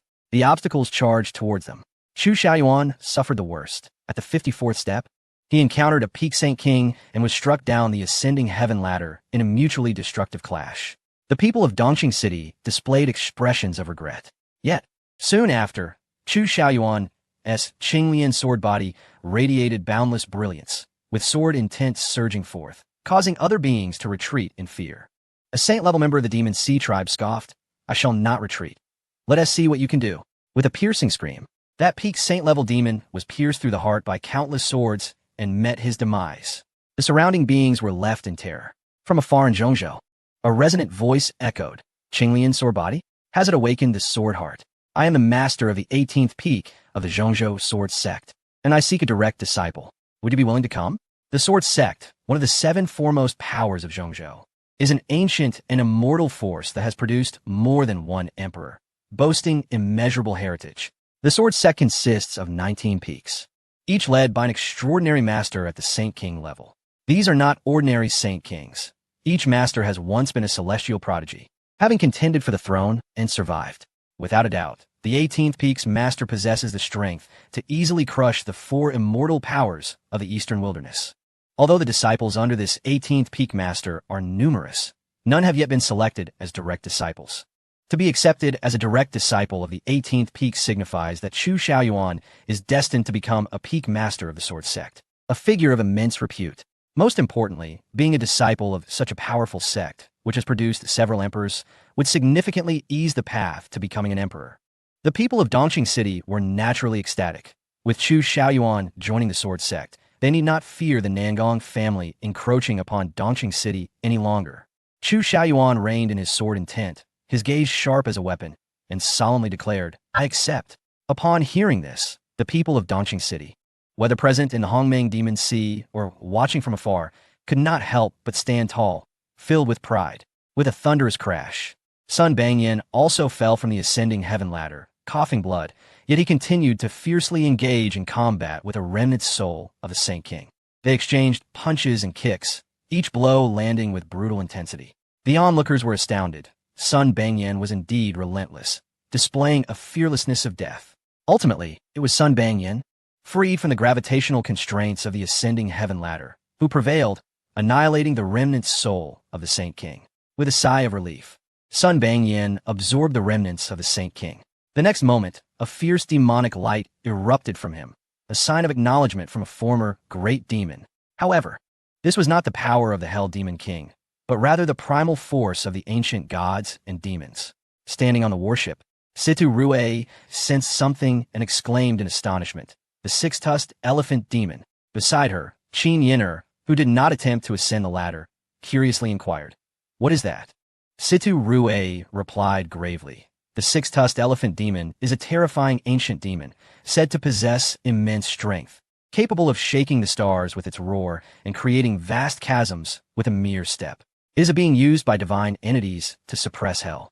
Such terror.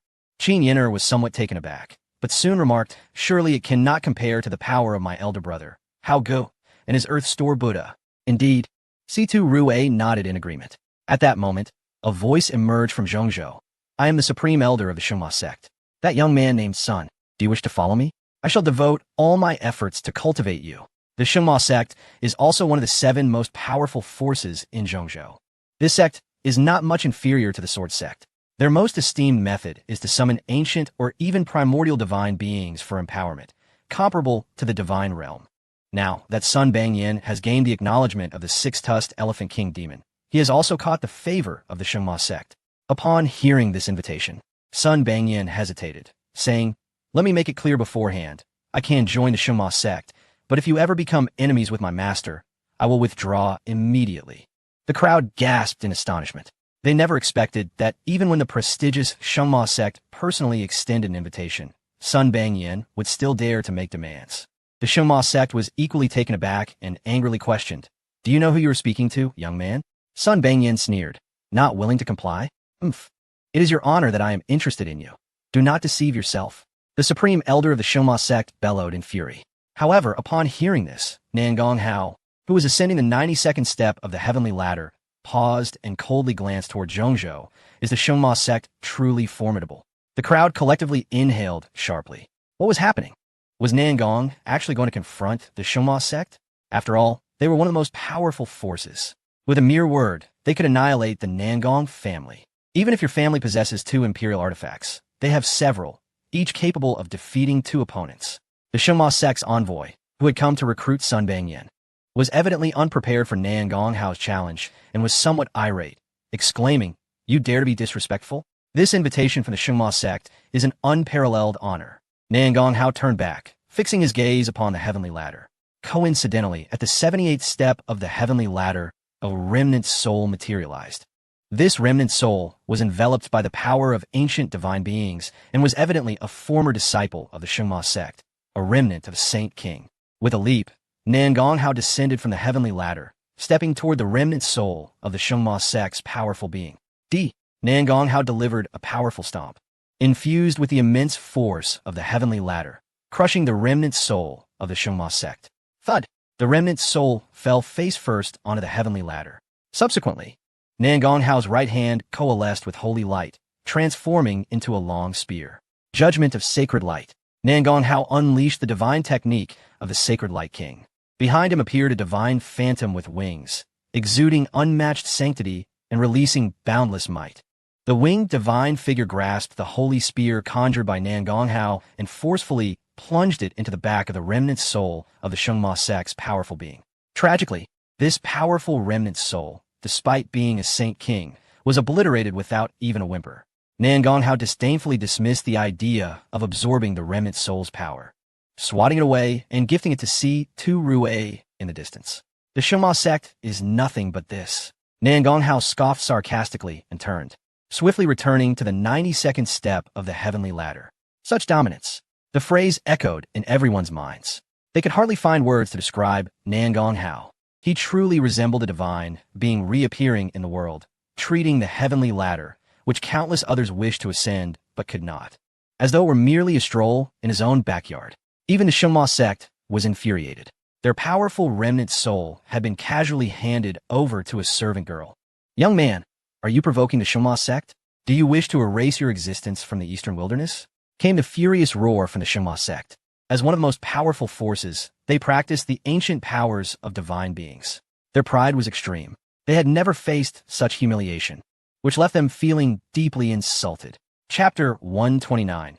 Deterrence against the Shengma sect's powerhouse. Refusal to enter the heavenly palace in the face of the Shengma sect's wrath. Nan Gonghao did not even turn around. Sun Bangyan, however, directly stated, "Forget about the Shengma sect.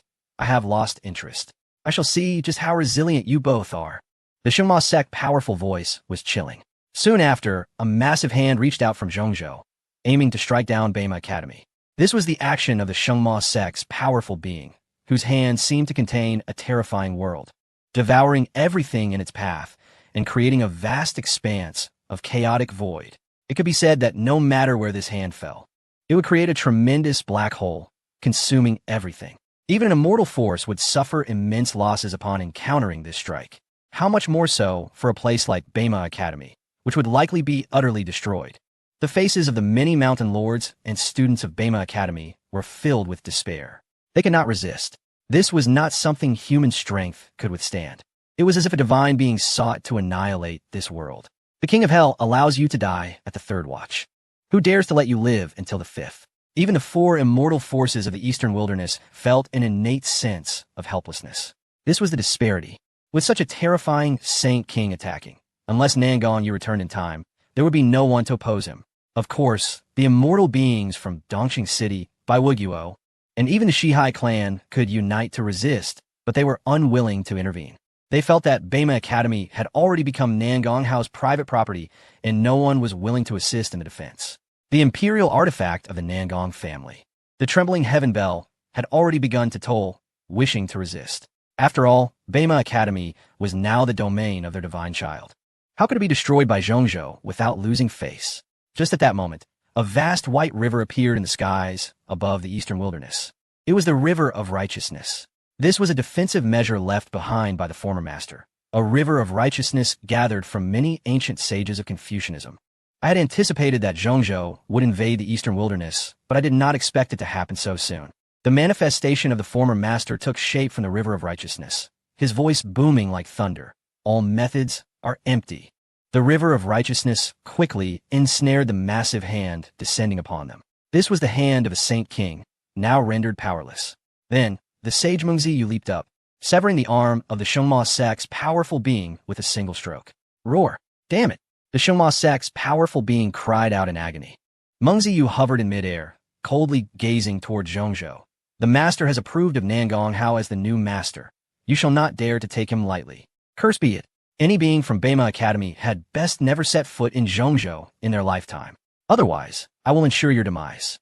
The Shengma sect's powerful being unleashed a series of furious roars, their howls echoing incessantly. The beings of Bema Academy and the Eastern Wilderness felt a sense of dread. Yet, during this time, Nan Gonghao had already ascended to the 99th step. The heavenly ladder, which struck terror into others, felt like a leisurely stroll for him as he ascended with ease. In fact, at one point, Nan Gonghao had even descended a few steps.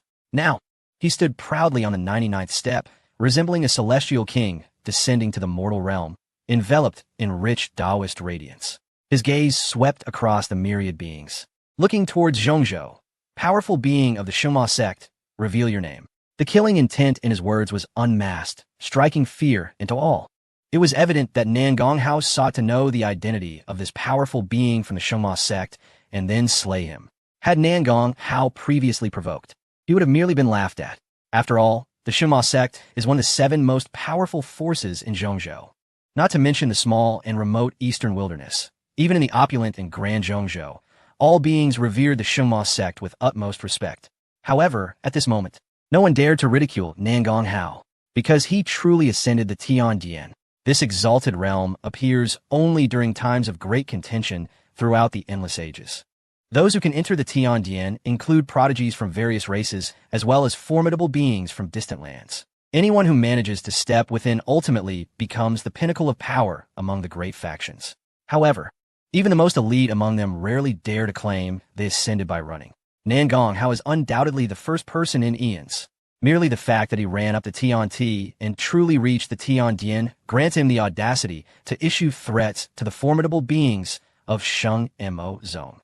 At this moment, whether around the Tianti or in distant lands where powerful figures observe through magical artifacts, all fell silent, awaiting a response from Sheng Mo Zone's stronghold. Yet, alarmingly, the stronghold of Sheng Mo Zone remained quiet. After all, as members of Sheng Mo Zone, they have witnessed the unparalleled power ascending to the Tiandian over countless ages, with many strong figures perishing upon the Tianti. They are acutely aware of the terrifying talent required to reach the 99th step of the Tianti. Consequently, the previously boastful stronghold of Sheng Mo Zone found themselves momentarily at a loss for words. The myriad beings watching were astonished at the silence from Sheng Mo Zone, wondering if even they were intimidated by Nangong Hao's talent and were prepared to concede. Terrifying, utterly terrifying. Many prodigies cast envious glances at Nangong Hao. Yet, on the contrary, Chu Xiao Yuan's expression twisted into one of malevolence. Having just been courted by the Jian Zone, he believed he would finally have the opportunity to overshadow Nangong Hao. But unexpectedly, while Nangong Hao had not been courted by the 7 foremost powers of Zhongzhou, he had suppressed a powerful figure from a formidable faction who now dared not speak.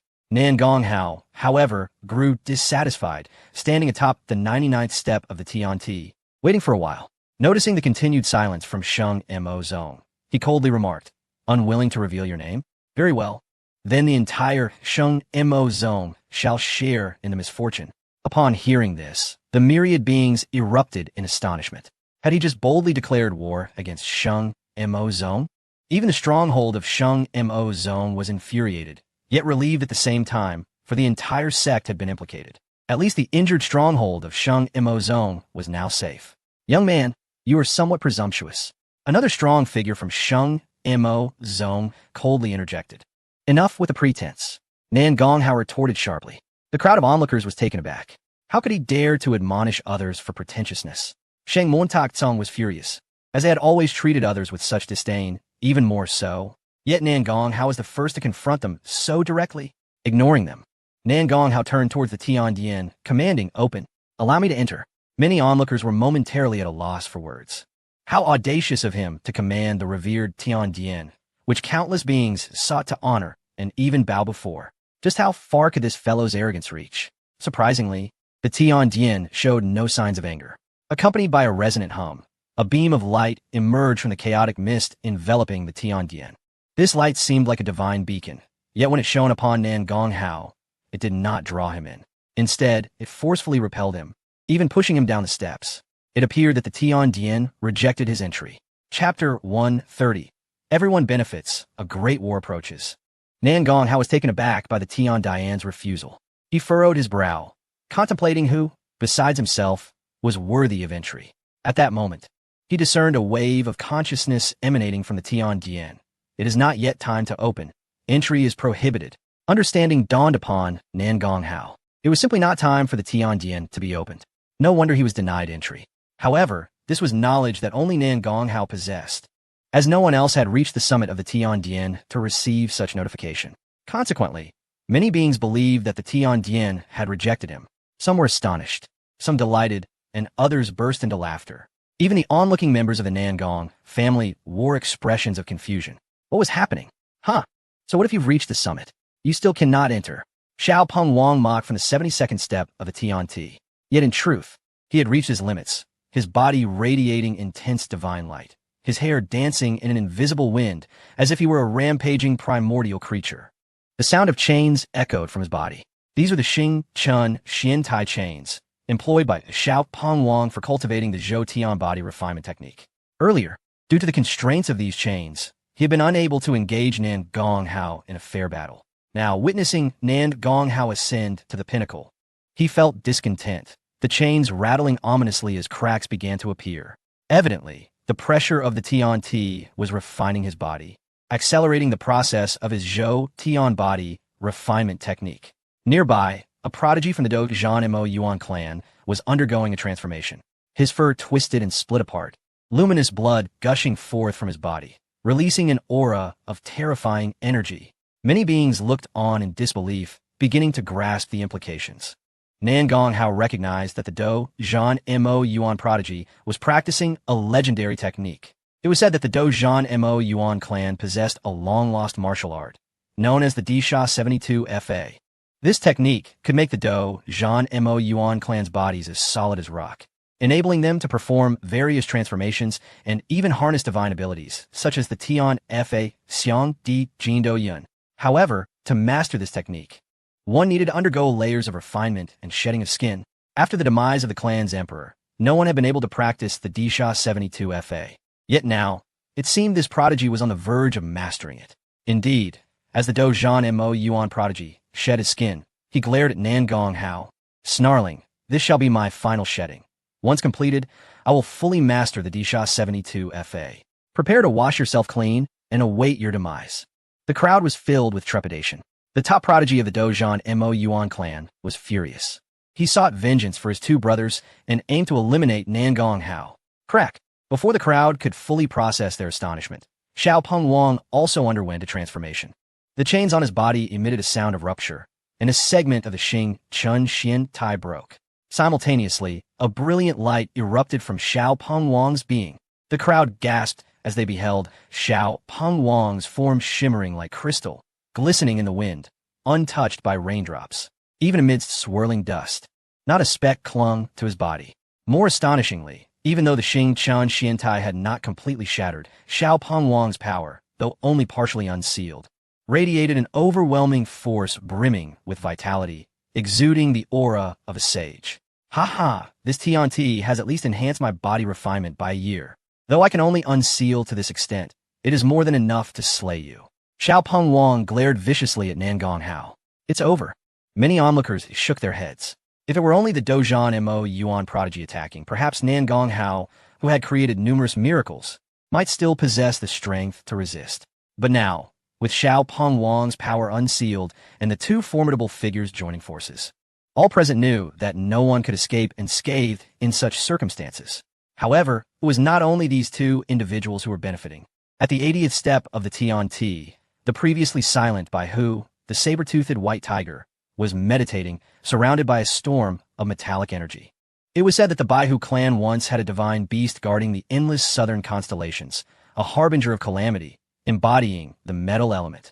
At this moment, the saber-toothed white tiger appeared to possess a trace of the bloodline of its ancestors from the Bai Hu clan.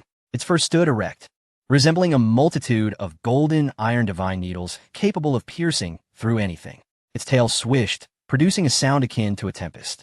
Even its breath seemed to expel countless solid metallic particles in rhythmic succession. Suddenly, a peculiar force erupted from the saber-toothed white tiger. This was the primordial magnetic divine power. Primordial magnetism is a unique form of magnetism that can coalesce into primordial magnetic divine weapons, incredibly sturdy and capable of restraining all treasures of metallic attributes in the world. This saber-toothed white tiger, having ascended the celestial ladder, experienced a purification of its bloodline, significantly enhancing its strength. All nearby warriors wielding swords or employing treasures of metallic attributes felt their weapons tremble, seemingly in fear. Even Chu Xiaoyuan could not help but furrow his brow, as his sword was drawn to the magnetic divine power, compelling him to channel his strength to resist it. However, Nan Gonghao found it peculiar, for his Dizong Binyuan Dao showed no signs of movement. This was indeed strange. Could it be that the Dizong Binyuan Dao was not forged from metal? A chilling sound of friction resonated through the air. Many beings turned to see that it was the stone man located at the 88th tier. This stone man appeared from nowhere, and his lineage was unknown. At this moment, he radiated dazzling divine patterns, quite extraordinary, yet imbued with immense power. Countless chains of divine order from the heavens and earth surged toward the stone man, wrapping around him in a manner that suggested a profound affinity. Moreover, the will of the heavens enveloped the stone man, aiding his cultivation and even preventing other beings from launching surprise attacks. This heavenly will would likely manifest whenever the stone man was assailed. It was indeed puzzling what entity could garner such protection from the will of the heavens. Nan Gong Hao frowned, unable to recognize the nature of this stone man. Yet, an elder sage king of the Kunping clan below hesitated and remarked, "Why is this stone man so favored by the heavens? Could it be that the essence of the stone man is the Lingbai Yuan Shi, a natural treasure born from the earth?" Upon this declaration, all beings were taken aback. In the Guangyuan Tianyu world, the trading currency is known as Lingbai, which is crafted